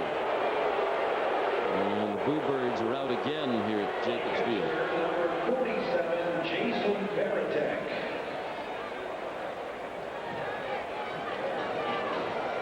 Phil Regan on his way to the mound again. Still no action in the Cleveland pen. The Red Sox have batted around and came into this inning having failed to get a runner to second base in the entire game through 7 innings. They didn't get a man past first. Now they have 4 runs.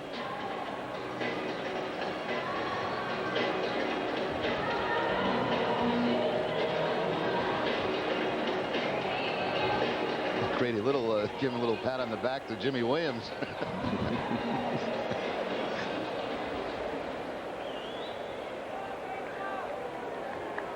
One thing's for certain, it's never going to get too tense in that dugout when Grady's around. 9th batter of the inning, Jason Varitek. And we said last night, you can never have enough runs, it seems, against this Cleveland lineup. A chance for Jason to do damage with 2 men on and 2 outs. He took a breaking ball for ball 1. He's 0 for 3. Has grounded out twice and struck out.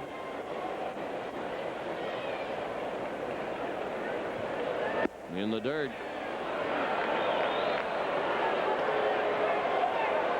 Shuey has been very solid this season, but he's struggling right now.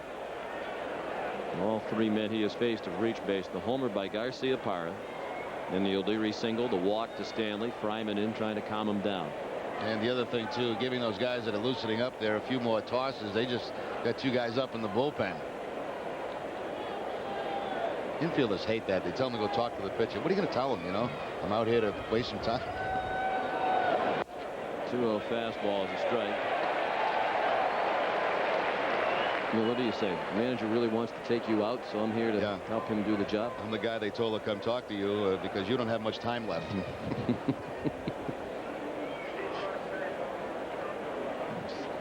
Steve Karsay and Paul Ossenmacher, righty and lefty respectively, in the Cleveland pen. Both worked in last night's game. Swing and a miss by Varitek, 2-2.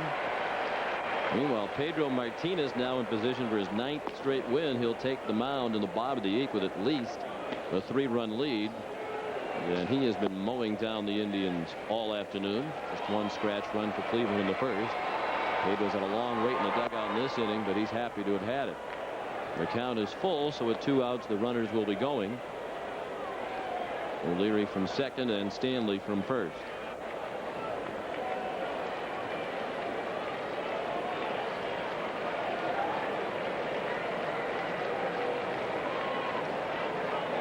Varitek asked for time.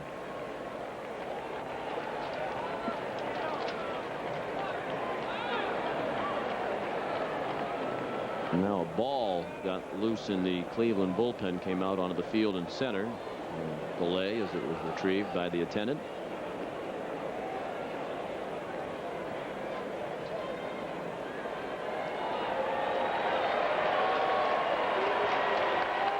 Payoff pitch with the runners going. Strike 3 on a backdoor breaking ball. No argument from Varitek. Well, what an inning it was for the Red Sox as they get 4 runs on 4 hits. The big blow, the 3-run homer by Nomar Garciaparra. It's 4-1 Boston. You're watching Red Sox baseball on the JCS New England Television Network.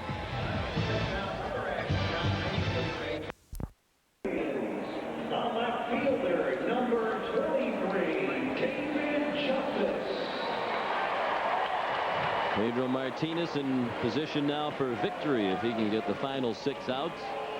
Red Sox lead 4-1 over Jerry Remy's objection. We give you the National League scores. Arizona and the Mets tied at 3. They're in the 5th inning. An RBI double in that game from Mike Piazza. St. Louis and Chicago are tied at 1. They're in the bottom of the 4th at Wrigley. The rest of the action later on in the National League. So Martinez, who struck out the side last inning, pitches to David Justice and throws a breaking ball low. The Indians have had just 4 base runners in the game on 4 singles. Martinez has not issued a walk. He has struck out 7.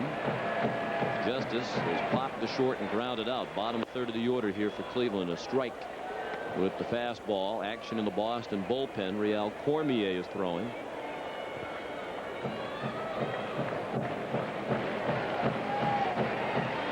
A long time. Pedro is breezing along, but looking at that 1-0 score in favor of Cleveland. Now he's pitching with the lead. A 1-hopper right at Offerman.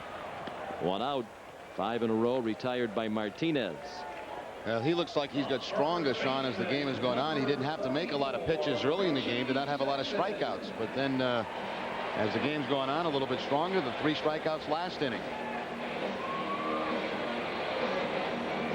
Those folks are absolutely right. Boston needs a park like this. A lot of Red Sox fans around this weekend. A lot at the hotel that we stay at. Richie Sexson takes a fastball for a strike. Pedro's thrown just 87 pitches, so barring a major disaster, at least when it comes to the pitch count, he should be well positioned to finish this ball game by himself. Sexson has grounded out and struck out. And he had trouble catching up to that heater. 0-2. 2 ways to go for Pedro here. 0-2. He can try the curveball or go back upstairs, climb the ladder with the fastball. You need a high ladder when you do that with Sexson. Yes. At about 6 feet 7 inches tall. Red Sox lead 4-1. They're out hitting the Indians now 7-4. Neither team has made an error. 0-2 pitch. Breaking ball outside.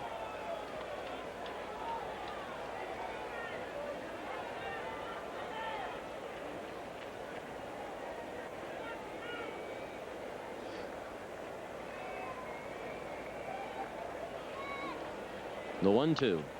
Fouled out of play to the right. Nice catch made in the front row of the top deck here on the first base side.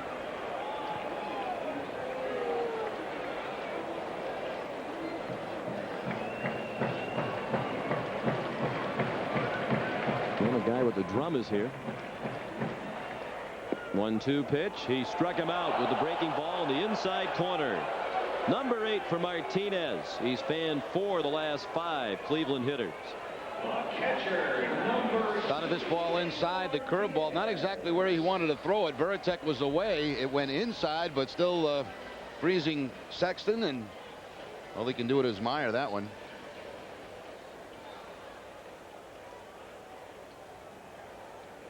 Martinez has retired 15 of the last 16 Cleveland hitters. Here's the number 9 hitter, Einar Diaz, who ducks out of the way of the breaking ball. Diaz has struck out and flied to left. The only 2 Indians who have reached are the top 2 hitters in the lineup, Lofton and Vizquel. Lofton's on deck. Martinez hoping he'll be the leadoff hitter in the 9th if he can dispatch Diaz. 1-1 the count now. Pedro back into that rhythm, getting the ball quickly and bringing it right back at the Indian hitters. He missed outside. 2-1. He steps out to try to slow Pedro down a little bit.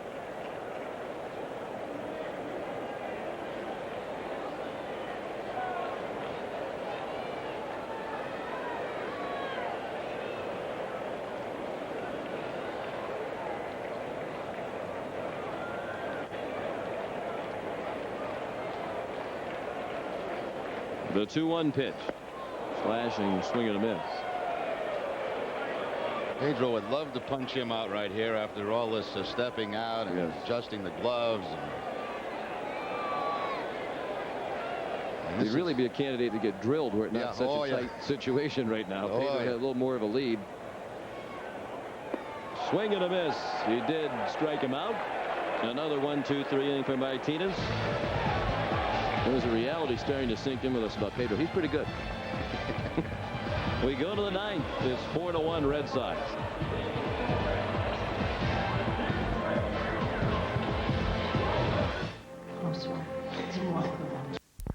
One as we go to the 9th inning, and there's a new pitcher on the mound for the Sons of Geronimo making his Indians debut. Here's right-hander Dave Stevens. Signed to a minor league contract back in January, was at Buffalo in 20 games with the Buffalo Ball Club, was 1-0, had 12 saves. This last year was with the Chicago Cubs, and if I've got it right, I believe he started his career at Minnesota. Yes. And they expected him at one time to be the closer for that ball club. Didn't quite pan out. And here he is in the Indian uniform for the first time. He was doing a good job as the Indians closer with their AAA team in Buffalo. Stevens, 29 years old. He was expected to be the Twins closer in 95 and 96. Saved 10 games in 95, 11 in 96. Of course, Rick Aguilera returned. Stevens had his struggles, and he's bounced around since. On to the Cubs organization, and now with Cleveland. He's from Southern California, born in Fullerton, lives in Yorba Linda, California, graduate of La Habra High School in Southern California. Trying to keep it a 3-run deficit for the Indians, give them a better chance against Martinez when they have the top of the order coming up in the bottom of the 9th. Here's Darren Lewis, who started the 4-run rally last inning with a single to right. He scored the first of the 4 runs. Red Sox batted around last inning, so they'll have Lewis, Nixon, and Hoffman coming up against Stevens here in the 9th. Pulled past the drawn in Fryman, a base hit. 3rd hit for Lewis. He's 3 for 4. I'll tell you one thing he's doing recently. When they throw him a high fastball around letter high, he is really hitting it hard, getting on top with the hands, and then the hard line drive. Did it last time against Colon to pick up a base hit, and there again this time against Stevens. Wouldn't mind a few more points. Yeah. The bigger the lead, the better against this bunch. Trot Nixon takes a strike. Trot's had a good day, walked in the 3rd, hit a deep drive to center that Lofton ran down on the warning track in the 5th, and he doubled. Just missed a homer off the top of the right field fence last inning. He scored the 2nd Red Sox run in the 8th. A ball low. Bartolo Colon, the starter, went 7 1/3 innings, breezed through 7, dominating just about as much as a pitcher can. But then, after giving up 2 hits and a run on a ground out in the 8th, he was lifted. Lewis runs. He has the base stolen with ease. Stolen base number 7 for Darren Lewis. Not much of a shot there for Reynard Diaz, and now the Red Sox have a man in scoring position with nobody out. He got a great jump at first base off Stevens. That's where he got that stolen base. Almost sliding past the bag again. It's very hard out there, and you see a lot of these base runners going right past that second base bag. 2nd to Offerman on the club in steals. Just one behind Jose now. Nixon chased the high one, popped it out of play to the left. Hard to believe, Jerry. It's not a very long game. Just the 2.5-hour mark right now. It's a beautiful day. The Indians have the most potent lineup in baseball. These fans are watching Pedro Martinez pitch, and there are a lot of empty seats looking around the Jake. They're going down for that rib fest that you talked about. I guess so. They've had enough of their bullpen, I guess, too. Common problem around baseball. There's strike 3. Nixon called out on a fastball at the knees. First strikeout is an Indian for Dave Stevens. 2 players fooled on that pitch. Nixon, number 1, is by taking the fastball, and Diaz, the catcher, he was expecting the breaking ball, got handcuffed, got crossed up by Stevens, and that brings a little conversation between the catcher and pitcher.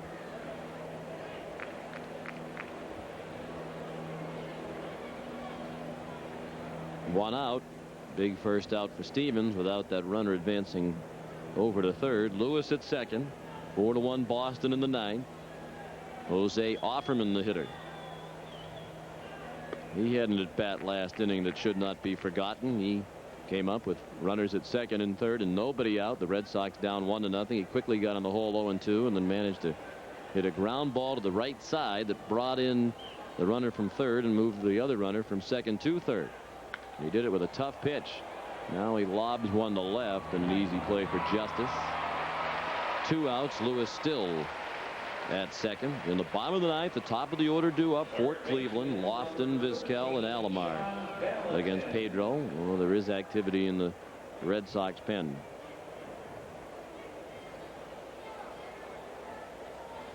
If ever there was a day it seemed Pedro is poised to finish, it would be today. Relatively low pitch count by his standards. And he is cruising right along, having retired 16 of the last 17 Indians hitters. John Valentin 0 for 3. He was the recipient of that interesting intentional walk ordered up by Mike Hargrove last inning. A move that in the long run did not pay off. As Valentin wound up scoring on a 3-run homer by Nomar Garcia-Parra.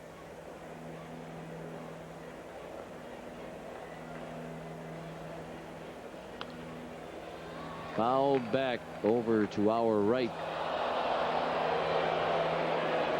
That was right in the direction of Castiglione and Trupiano. It was just above them and actually dropped by a fan in the front row of the top deck.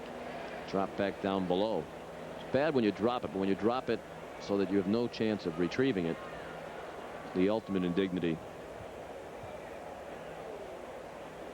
The 1-1 is high from Dave Stevens.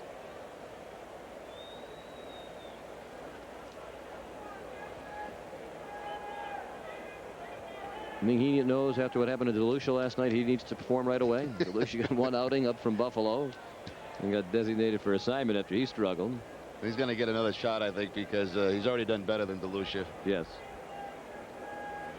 And the ball got loose there in the Cleveland bullpen.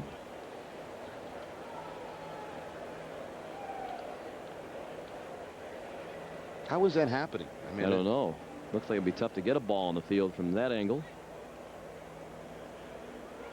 I think that attendant out there probably has a couple in his pocket that he just flips out on the field so he can get a little airtime.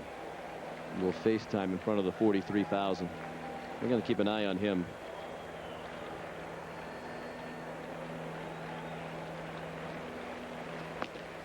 And that's a real wild pitch when you throw it up over that. Yeah, it's happened twice now. Maybe they're bouncing somehow.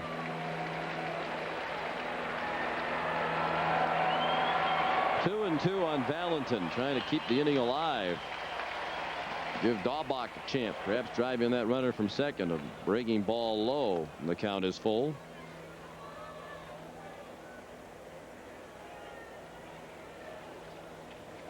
There's Daubach.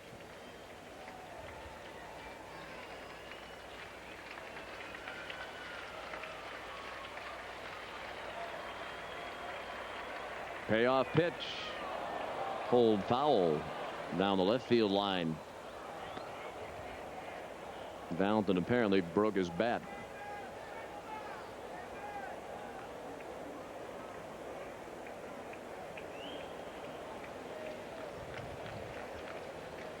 Jerry, do you get the feeling now there's that attitude that sometimes takes hold around a successful club? You just get the sense these guys are starting to expect good things to happen. I think you're right, Sean, and when you have the kind of starting pitching in particular the Red Sox have had, you know you're going to be in just about every game you play. So I'll tell you, today getting Colon out of that game had to be a real lift because they were really having a tough time with him. Ball 4 up and in. Valentin walks. First walk given up by Stevens, the 5th by Cleveland pitchers. Cologne started, went 7 1/3. He gave up 3 runs, all earned on 5 hits, 3 walks. One was the intentional walk, which undoubtedly Hargrove will be asked about after the game. Cologne struck out 4 through 108 pitches, 66 strikes. Ricky Rincon pitched the 3rd of an inning, retired the only batter he faced. Paul Shuey pitched the 3rd of an inning and gave up the 3-run homer to Garcia Parra, one of 2 hits and a walk that he allowed. He also struck out 1. Shuey charged for 1 run. And then Dave Stevens pitched 2/3 of an inning, and he's been given the hook in favor of Paul Ossenmacher with the left-handed hitting Brian Daubach. Coming up, Ossenmacher will be the Indians' 5th pitcher after this. Top of the 9th inning. It's a 4-1 Red Sox lead, and another pitching change for Mike Hargrove. He'll bring on his left-hander Paul Ossenmacher to face Brian Daubach. Ossenmacher making his 19th appearance overall on the season, as you look at the numbers, and his 2nd appearance of this series. He worked in the ballgame last night, pitched an inning, allowing a hit, no runs.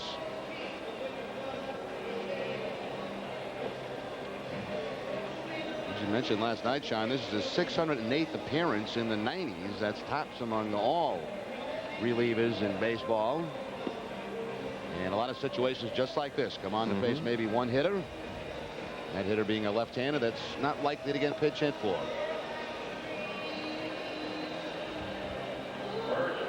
Brian Daubach to hit next. There's Nomar on deck. He had the big hit of the ball game. If you're just joining us, it was a 1-1 game with 2 outs and 2 men on last inning when Garcia Parra hit a 3-run homer way up into those bleacher seats and left. And as Jerry said very accurately, that's part of what makes him a great player. Have a tough day as he had been having, and then boom, in one swing he delivers by far the biggest hit of the game. Now Daubach, who faced Ossenmacher last night and singled to right. 1 for 3 with a single and a walk today. He batted against the lefty Rincon last inning and popped out to the 3rd baseman Fryman right over by the rail.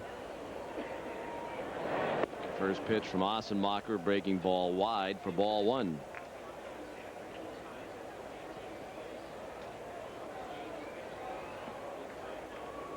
One and 0 on Daubach. 2 men on, 2 outs. Red Sox trying to pad this 3-run lead, give Pedro a little more breathing room in the bottom of the 9th.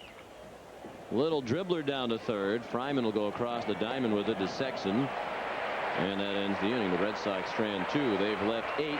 They have a 3-run lead as we head to the bottom of the 9th in Cleveland.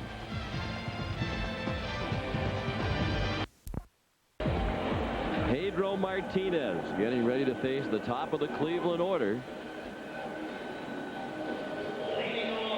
He's pitching with a 4-1 lead. He's retired 7 straight Indian batters, 5 of them via the strikeout. In all, he's set down 16 of the last 17. The Indians have had 2 base runners since the 1st inning. They've had 4 base runners in the game on 4 singles. Martinez has not issued a walk.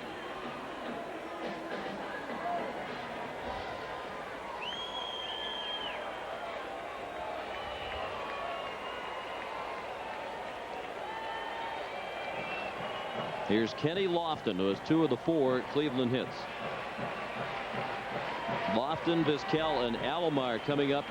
The only base runners today for Cleveland have been Lofton and Vizquel, twice each with a pair of singles. Lofton took a strike. Infield tight at the corners. Daubach even with the bag at first. Valentin on the grass a couple of steps at 3rd. Outfield way around toward left. Room in right center for Lofton. He tries to dump that in shallow center. There's a hit. Lofton, the .381 career hitter against Martinez entering today's action, is 3 for 4 against Pedro today.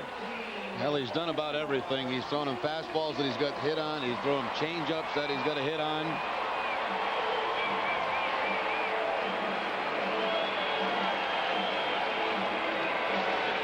Jimmy's going to make the pitching change. I don't like this. We talked about the quick hook for Cologne. Pedro's only thrown 98 pitches. He's retired 16 of 17 batters, and it ends with a bloop hit. And we talked about, just as the Red Sox hitters were likely happy to see Colon go, I would imagine the Indians hitters are very happy to see Martinez leave. You almost expected Kenny Lofton somehow to either make good contact or get on base. I thought that maybe in this inning he'd get 2 base runners, whether it be a hit, a walk, whatever, 2 guys, and then maybe the pitching change. But another terrific performance by Pedro Martinez against the best hitting team in baseball. Red Sox 4, Indians 1. The lead man on for the Indians in the 9th. Pedro's day is done. You're watching Red Sox baseball on the JCS New England Television Network. 4-1 lead. Tom Gordon coming on to replace Pedro Martinez. Tom Gordon with 8 saves. That save number 8 coming in that Yankees series. He has now extended his major league streak to 51 consecutive saves. We've got some tough customers he's going to have to deal with here in the 9th. Yep. Tough to argue with turning the game over to a guy who has 51 straight saves. They're going to let Lofton take off and pay no attention to him.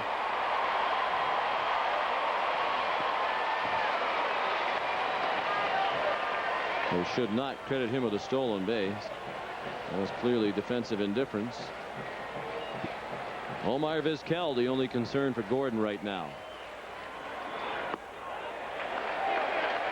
I just think, not to beat a dead horse, Martinez, 98 pitches for Pedro, not a lot. He's been right on top of his game. It was a bloop hit to start the inning. And Gordon still kind of coming back from the elbow problem, Jerry. He has been getting saves, but he hasn't been the dominant Tom Gordon of last year. He's had some struggles since coming back. Yeah, you're right. He hasn't been quite as sharp as a year ago. And throws one right down the middle, taken all the way by Vizquel. 2-1.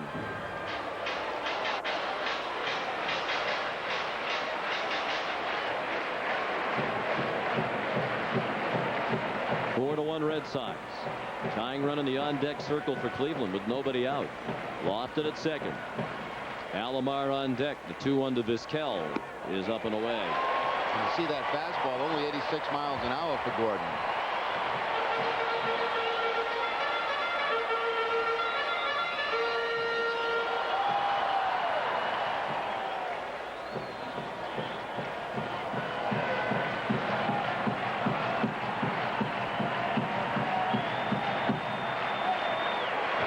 Pitch. Strike on the outside part of the plate. A full count. Vizquel being very patient.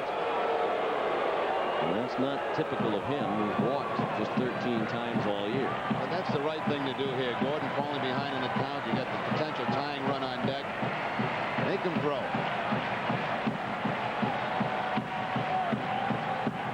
The 3-2 pitch. Outside, ball 4.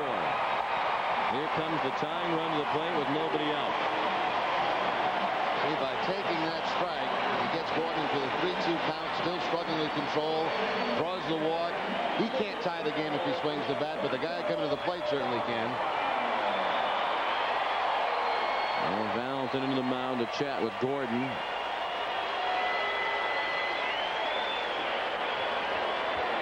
And here comes Robbie Alomar. 0 for 2 with a sacrifice fly. From this point in their batting order, the number 3 position right down through the bottom, the number 9 hitter, there hasn't been a single Indian reach base. Lofton and Vizquel on again. They're the only 2 men to reach. They've been on 3 times apiece. Gordon clearly not sharp with that breaking ball. Here comes Joe Kerrigan.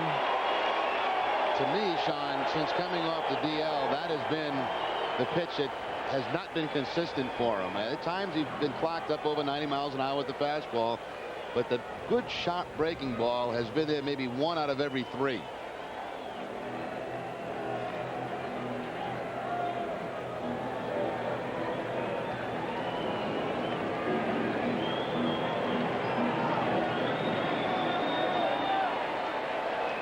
He has some tough work to do here with Alomar up, Ramirez on deck, then Jim Thome. 4-1 Boston, but the tying run at the plate for Cleveland with nobody out in the bottom of the 9th. Well, 1-0 to Alomar with the runners going. The throw down to third, not in time. A risky bit of base running by the Indians. Veritek's throw was a good one, and it made it a close play. And if he gets thrown out, that's just an awful base running play.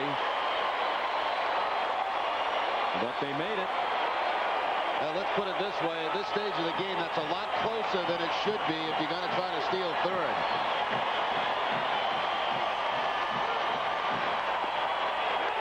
Well, really, because those 2 runs, they're important, but it's the man at the plate who's most important. If you get thrown out, there goes the tying run being at the plate. That's no longer the case. Gordon has gone to 3-0, and the big bopper Ramirez on deck. Strike on the outside corner. Gordon has had control trouble this year. Walked the first man he's faced today. He's walked 7 now in 10 innings.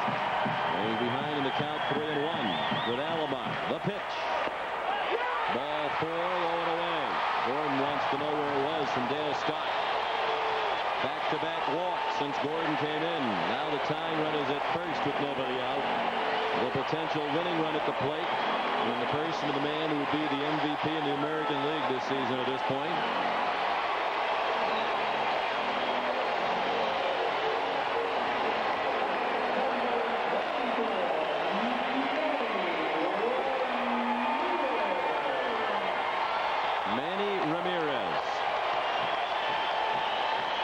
Look at those numbers. 7 for 8 with the bases loaded this season, including a grand slam.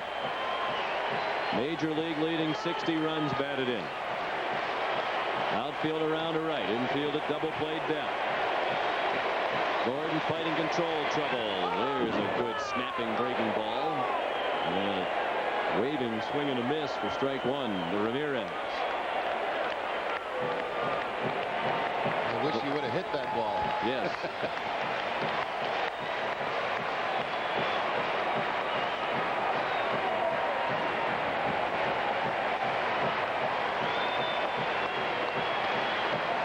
The 0-1. Oh, big swing and a miss on a breaking ball that Gordon certainly did not mean to throw up there.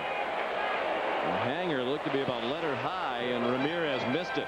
Yeah, they've been staying with the breaking ball against Ramirez all day, but fortunate that that one stayed in the ballpark. Fortunate there was no contact. And Gordon showed with the previous pitch he is capable of snapping off a good sharp breaking ball, but most of them since his return have been like the one you just saw. The 0-2 pitch, fastball, just missed. Here Dale Scott goes back into his tendency to have a very small strike zone. 1-2.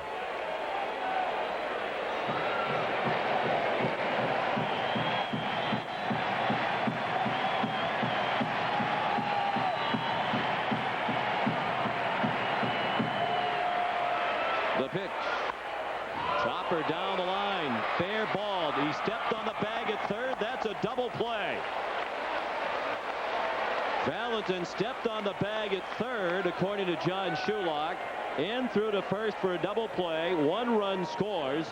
It's 4-2, but now the Indians are down to their final out with just a runner at second base. And he got away with another one there. That was just a roller again by Gordon, but Valentin going toward that third base bag will scrape right across the top of the bag and go across with a double play. Right yeah, he there. did. Yep, he got it with the left foot. Boy, that's huge. Ooh. And that was a very hittable pitch again. Yes, it was.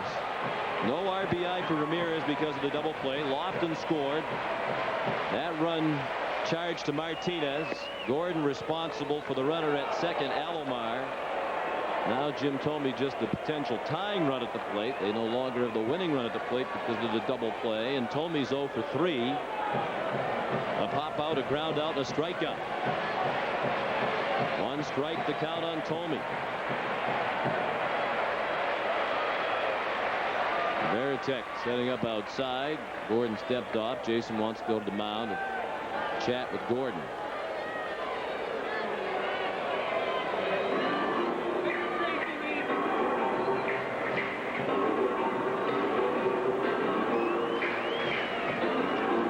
For Boston, 4 runs on 8 hits. For Cleveland, 2 runs on 5 hits. For the 2 managers today, it seems each of them had a quick hook with a starter who was cruising right along. And each will be asked about it undoubtedly when the game is over. The 0-1 to Thome. just a little bit low.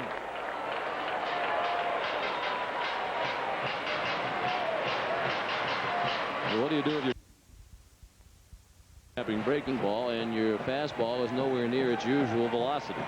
Well, you got a dangerous hitter at the plate too.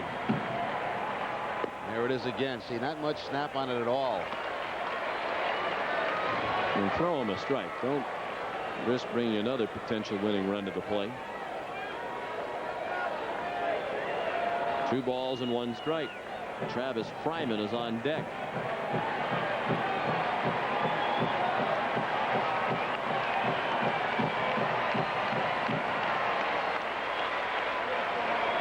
In the dirt. 3-1. He's in danger of his 3rd walk. This is the 4th batter he has faced, and if he walks Tomey, they get the winning run back up to the plate with Fryman on deck. That would put the tying run on at first.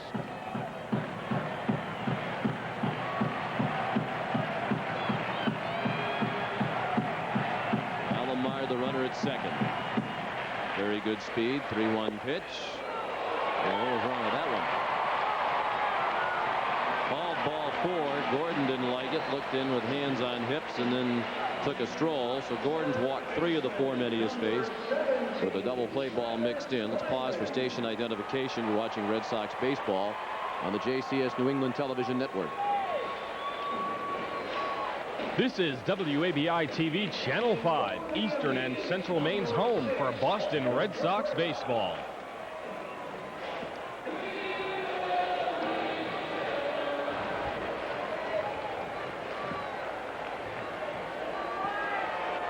Pinch runner at first for Tomey. Jolbert Cabrera has come in to run. And here's Travis Fryman. The potential winning run at the plate. There's a strike. Fryman with big numbers in his career. There's Cabrera, the pinch runner for Tomey. Big numbers in his career against Gordon. A .380 lifetime hitter against Tom. 19 for 50, including 3 home runs. Alomar takes off for third. The fastball's inside. Alomar has third. Cabrera didn't want to risk it by taking off for second. Tell you what, though, had he taken off, there would have probably been no throw at second base at all, because Gordon very slow and deliberate getting that ball home, and that would have put the tying run in scoring position. Cabrera really should have been watching that man at second, and when he takes off, he's got to go too. 1-1 on Fryman. 4-2 Red Sox. 2 outs. Runners at first and third in the bottom of the 9th. Gordon trying to hang on and save it for Martinez. A foul ball right back here, Jerry. Jerry Remy caught it. The ball game's over. Does that count? You caught it. Congratulations. That's the first one ever, Sean. Right in the booth, and it came right to you, and you caught it. That should count. He's out. Ball game over. They call that the 10th man. Great catch. Did it hurt? Nah. 3 broken fingers, right?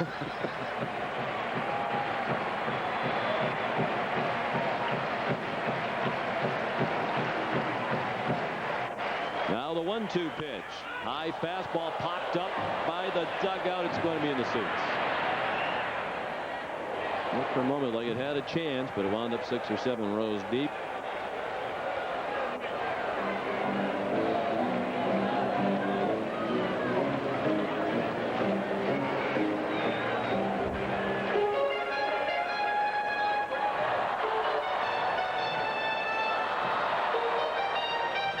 Fryman is a strikeout victim with regularity. Sox return home to Fenway Park today. An acknowledgement of their recent play, including the sweep of Cleveland over the weekend. Time now for the Detroit starting lineup, brought to you by Southwest Airlines. The Tigers have the DH Luis Polonia leading off. Batting second and doing the catching, Brad Ausmus. The number 3 hitter is second baseman Damian Easley. The cleanup hitter, right fielder Bobby Higginson. Veteran third baseman Dean Palmer hits 5th. Rookie center fielder Gabe Kapler is the number 6 hitter. Juan Encarnacion, red hot, hitting .370 over the last 14 games, is in left field today. Frank Catalanato is the first baseman with Tony Clark on the disabled list. And the shortstop Davy Cruz will bat 9th.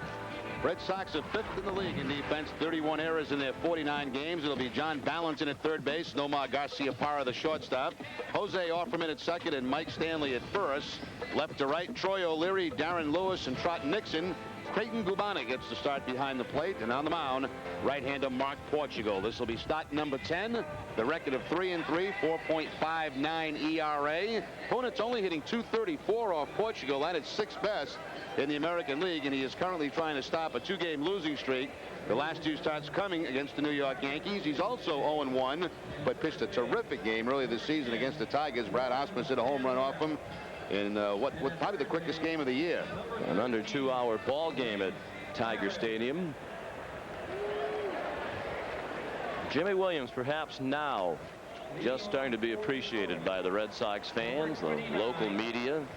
The Red Sox continue to win as a surprise to many. He is starting to get the credit that he deserves for the job that he does running the ball club. Here's Luis Polonia leading off for the Tigers. He's just joined Detroit, playing in his 5th game. He's hitting .412, 7 for 17. Swings at the first one and hits it right in the air at Garcia-Parra. Battling the sun, he never saw the ball. And Polonia is at second base. Well, that's strange. He had the glove up, but it didn't look like he was having trouble picking it up. No sunglasses out there for Nomar. And Polonia winds up at second base on an error by Garcia-Parra. It is strange that Nomar would take the field right now without the sunglasses on. Didn't see the baseball at all, and Polonia, to his credit, was hustling all the way and got into second base. Well, an ominous start to this one. Looked like it'd be one pitch and a routine out instead of man at second. With nobody out, Polonia, a speedy base runner. And there's another chance for Nomar, and he bobbles it for a moment and throws out Brad Ausmus without Polonia advancing. Well, there's the first out. Ausmus out on a grounder to short.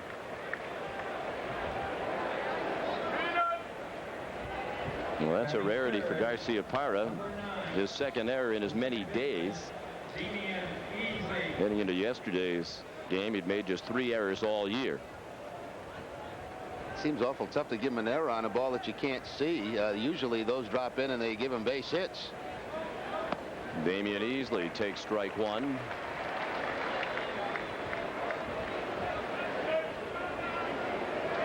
"91 degrees at game time. By the way, the warmest day for a Red Sox home game this year. And the breeze blowing out towards center field at 8 miles per hour. That pitch grazed Easley. He's aboard on a hit by pitch.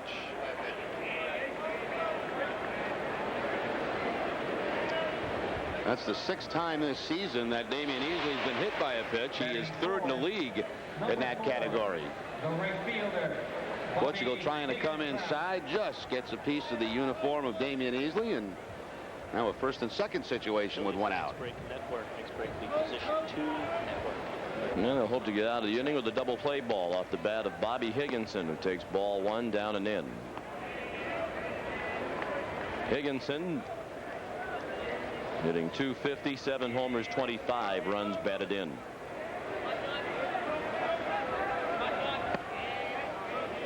Ball inside. Higginson, the tough man to double up. He's been up 180 times this year without grounding into a double play. That's the highest total in the league.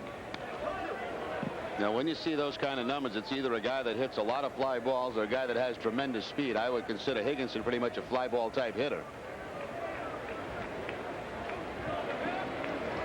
Higginson's 1 home run away for 100 in his career. Patient hitter, leads the Tigers in walks. He's walked 30 times, 10 more than any other Tiger. He rams 1 foul. The seats in right, any of those seats that are in the sunshine today, those folks are going to be a little warm and toasty. And that tanning lotion to the ballpark today. Folks out in the bleachers. There is not a cloud in the sky overhead. Weather has been terrific here in the hub for this holiday weekend. We hope you've had a great weekend. The Red Sox certainly have, and they're trying to continue their role against the Tigers. 2-2 to Higginson. Hit in the air and well hit to left. That ball is off the top of the wall. Polonia around to score. And it's a single for Higginson, even though the throw went to Garciaparra near the third base bag. He stopped after rounding first. So the missed pop-up really hurts as Polonia scores. And Portugal's experiencing a tough time here in the first inning. Well, we talked about him being a fly ball hitter, and certainly the case here. He takes that outside fastball, that breeze blowing out pretty strong right now toward the left field wall, and he won't miss a home run by very much. O'Leary comes up firing into third base, and for some reason Higginson just stopped at first, so that leaves a double play in order. And they'll hope to get that off the bat of Dean Palmer. Swing and a miss.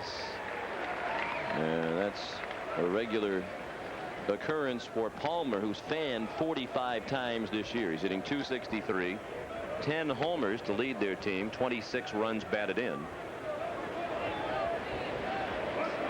He's tied for fourth in the league in strikeouts with 45. He's also grounded into 5 double plays. Portugal left one high. Perhaps fortunate Palmer didn't swing at that one.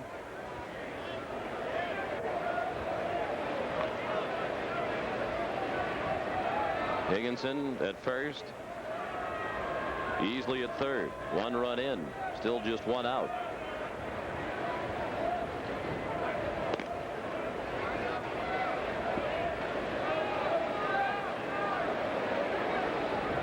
Higginson has 3 stolen bases. He's been thrown out 4 times trying to steal.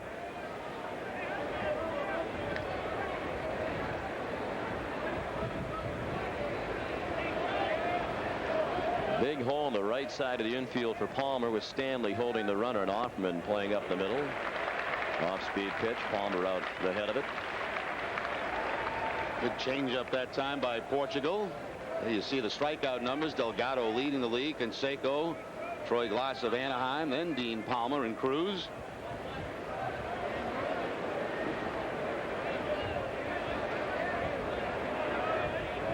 Looked like it was going to be an easy inning for Portugal.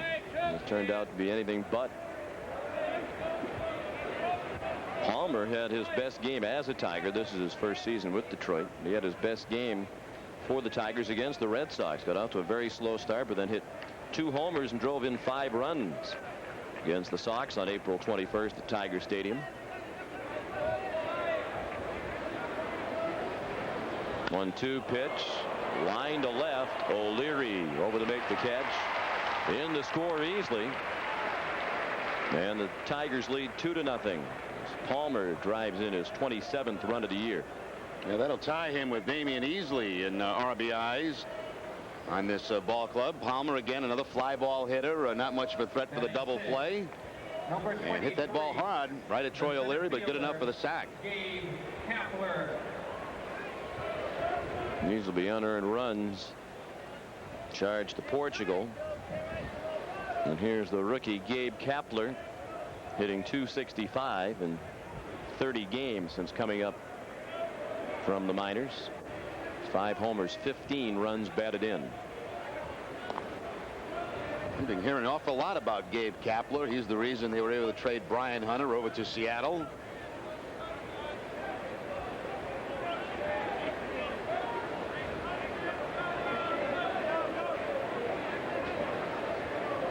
He was actually on their team out of spring training only for a few days, sent down to their AAA team in Toledo on April 13th. Then called back up when they moved Hunter to Seattle. He's already had an 11-game hitting streak this season.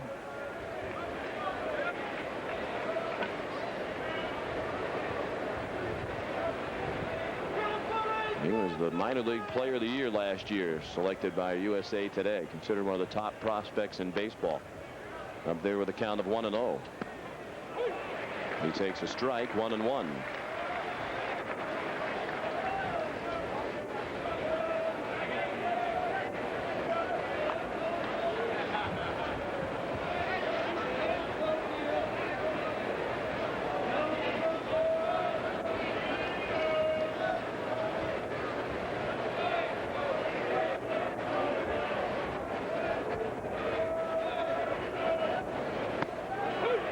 on the corner.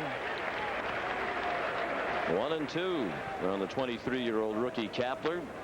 Mentioned he was the minor league player of the year last year. As selected by USA Today, he spent almost all of last season with their Double-A team in Jacksonville, Florida. He had 322 with 28 homers and 146 runs batted in. He was the MVP of the Southern League. That's only about 120 games they play? 139 games. And then he came up to Detroit in September as a September call-up. He got into 7 ball games with Detroit. He's 23 years old. Southern Californian. Higginson is running. The pitch is a ball. The throw from Gubanek is a good one. And Higginson is out. Caught stealing to end the inning. 2 unearned runs for Detroit in the first as a result of the Garcia-Parra error. After half inning, the Tigers 2. And the Red Sox coming up. It's third. Nomar Garcia-Parra, 7 for 18 with 5 homers on the road trip to New York and Cleveland, is the shortstop and cleanup hitter. Troy O'Leary in left field. Mike Stanley is the first baseman. A rare start for Creighton Gubanek behind the plate. He'll hit 7th. Just ahead of Darren Lewis, the center fielder, with the right fielder Trot Nixon batting 9th. Tigers have been the best defensive team in the American League. 27 errors in their 50 games. It'll be Dean Palmer at third base. Davy Cruz, the shortstop. Damian Easley at second, and Frank Catalanato, the first baseman. Left to right, Juan Encarnacion, Gabe Kapler, and Bobby Higginson. Brad Ausmus behind the plate. And on the mound, Bryce Flory. Flory started the year on the Sable list. He had a bad elbow, and then after that he started a game for the Detroit Tigers, won that one, and since that time every game has been out of the bullpen. The longest outed he's gone since back in early May is 2 innings. You see his last appearance out of the bullpen, that was against Chicago. Jose Offerman leads off, takes a fastball for a strike.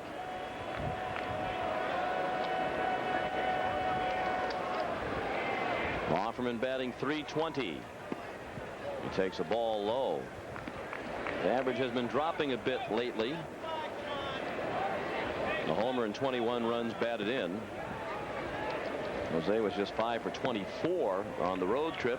One reason why his average has been dipping. He's fallen out of the top 10 in the American League. He has been thriving at Fenway all season long. Hitting .359 at home. And you can add to that, that's a ball trying to get into the gap in left center, but Kapler's over quickly to cut it off. And Offerman has a leadoff single. Well, sometimes it's nice to get back home, and that's certainly the case for Jose Offerman. Some struggles on the road trip, but got that 2-1 fastball, takes it to the opposite field for the leadoff base hit. Flory will feature the sinker, the slider, and the changeup.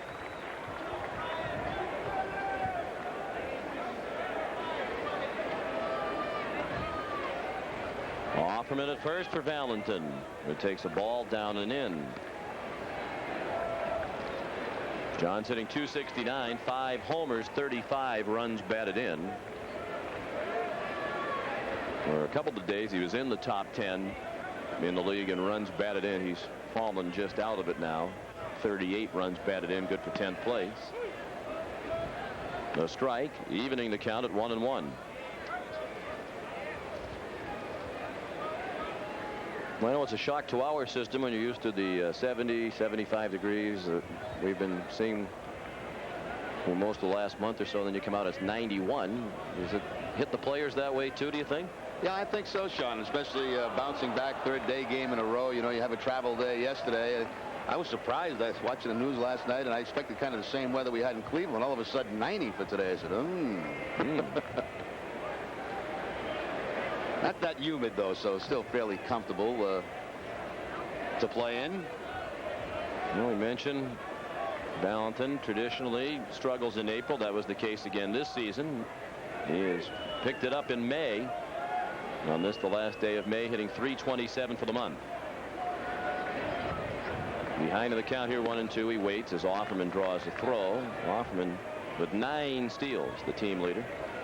He's been thrown out 5 times.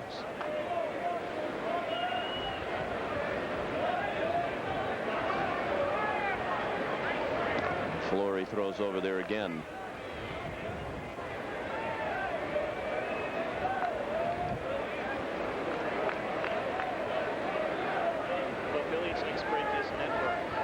Bryce Flory, 29-year-old veteran, native of South Carolina. And he has strike 3 on the inside corner. Valentin checked his swing, and then he just stared in disbelief at Chuck Merriweather. That's the first out of the inning. I don't think that's exactly where Fleury wanted to make this pitch. He wanted to go away from Valentin with the breaking ball. Instead, it stayed inside, and apparently caught the inside corner, according to Chuck Merriweather. Valentin just kind of stares down Merriweather on his way back to the dugout. I guess you can't get thrown out for doing that. You don't say anything. A look of disbelief.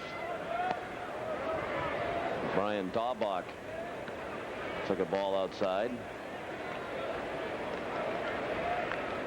313 for Daubach, 3 homers, 12 runs batted in. That's reminiscent though of the old Jim Valvano line, the NC State basketball coach.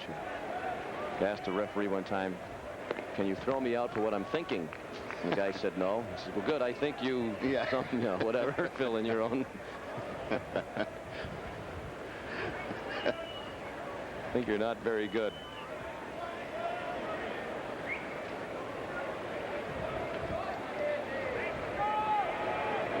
Had one Flory again to first. Had one like that here early in my career with Dick Williams managing the Angels, and he came out to the mound. He was arguing with the umpire, and the umpire told him, "If you open your mouth one more time, you're out of here." So all Dick did was just open his mouth. He didn't say anything, and he threw him out.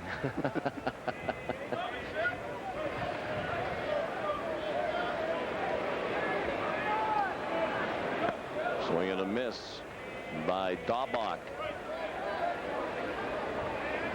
Bryant's put together a 5-game hitting streak. Interesting that he's back in there today. We mentioned some days it's been 2 days for Daubach, then 2 for Jefferson. But Daubach played in the first 2 games in Cleveland. Jefferson just yesterday's game, and here's Daubach back in there. He's been hot. Why not ride the hot horse? Yep, 5-game hitting streak going.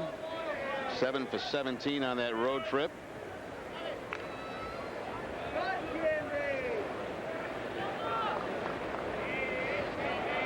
Flory's been around. He's in his 2nd year in the Tiger organization. He's also been in San Diego system, Milwaukee Brewers. Pitched from the big leagues for both the Padres and the Brewers.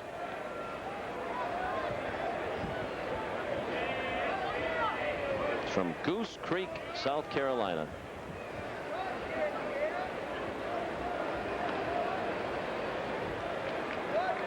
Last year used mostly out of the bullpen by Buddy Bell and Larry Parrish.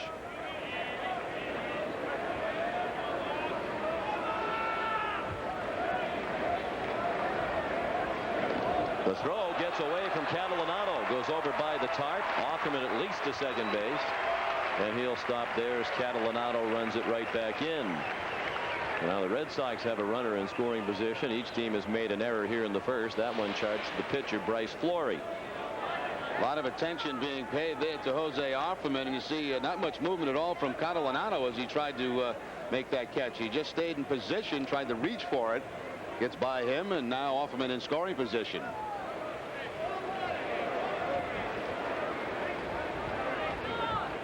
With 1 out, and Daubach still waiting for the 2-2 pitch.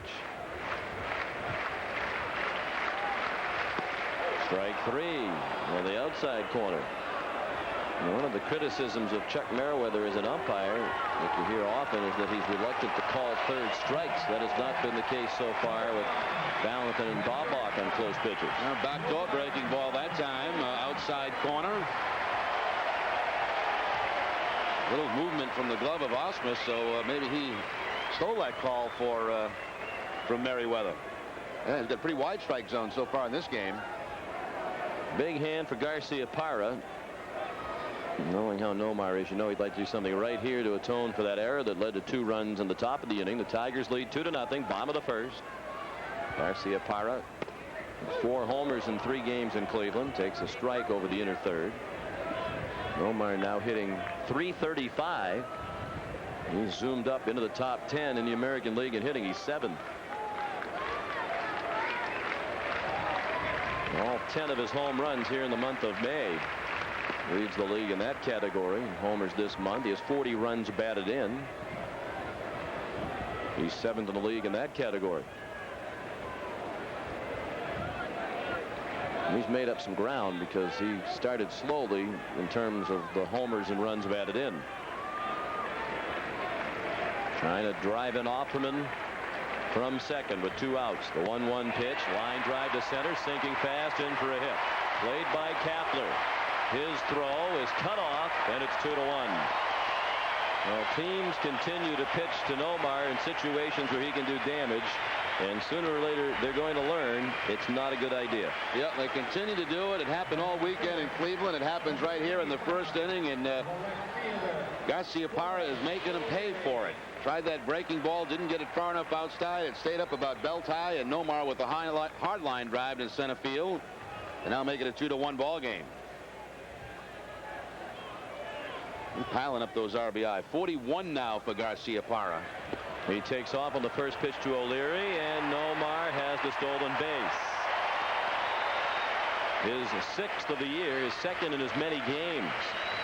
And he's in scoring position as the tying run. Now, you said it right, Sean. He wants to atone for not making the play on that pop-up. He drives in the run very quickly, gets himself into scoring position. And now with a little help from O'Leary, they will tie the ball game up. Almost slid past the bag, but is able to reach back and grab it with the hand. The pitch to O'Leary was a strike.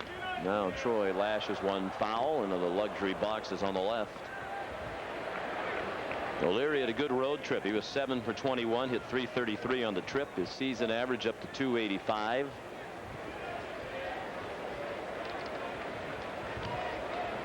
The home run pace has slowed down though for Troy. He's due to hit one. Hasn't hit one since May 10th, 3 weeks ago. That was against Seattle.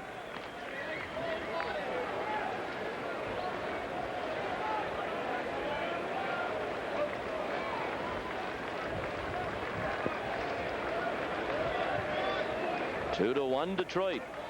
Each team has made a costly error here in the first. O'Leary pulls one down by the ground crew area.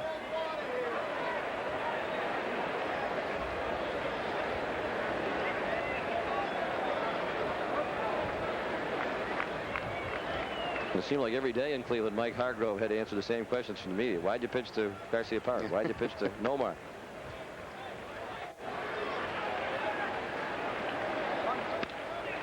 Pulled weakly down to first. Catalanato feeds Flory for the out that ends the inning. The Red Sox are on the board with 1 run on 2 hits and the error by the pitcher Flory. After 1, Detroit 2, Boston 1.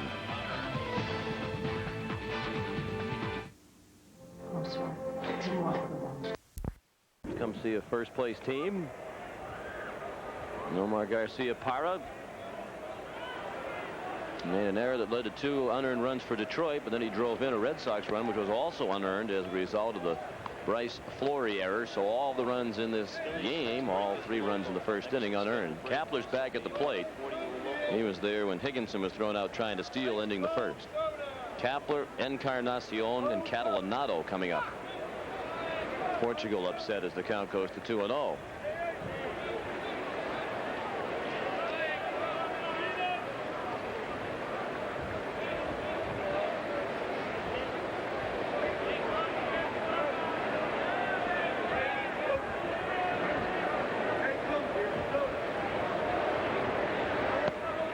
There's a borderline strike at the belt.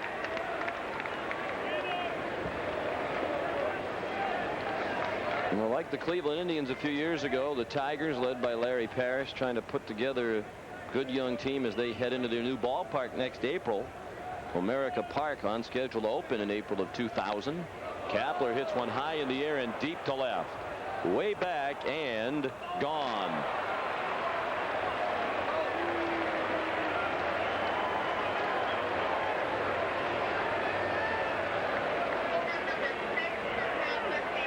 Home run number 6 for Gabe Kapler. And the Tigers lead 3-1. Well, Kapler got a chance to see a lot of pitches from Portugal. He was up at the plate in the first inning when the runner was thrown out at second base. Comes back out. 2-1 count, and Kapler puts it up in the screen for the home run. His 6th and the 8th that Portugal has allowed. That's the most on the Red Sox staff.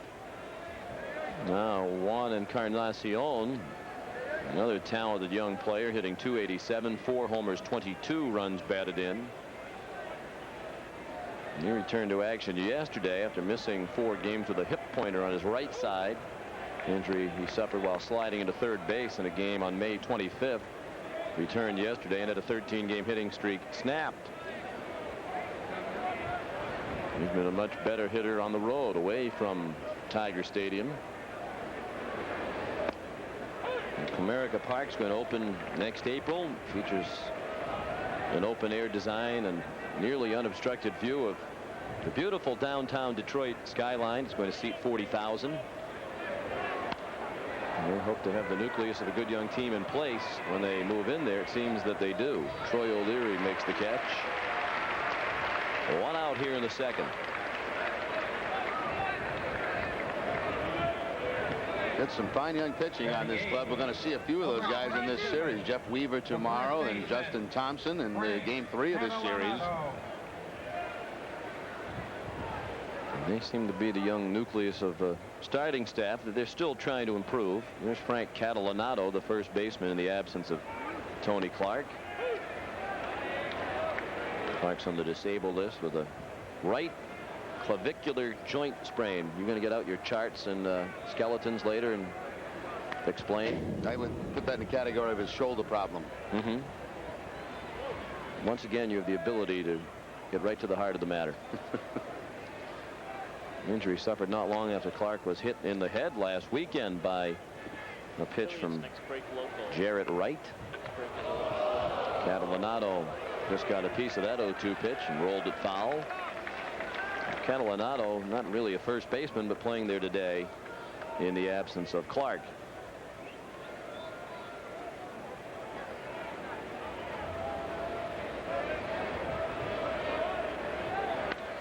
Pulled to right field, a base hit. An 0-2 pitch taken into right just over the head of Jose Offerman. Catalanato has the 3rd Detroit hit. Well, certainly a different approach for the Tigers.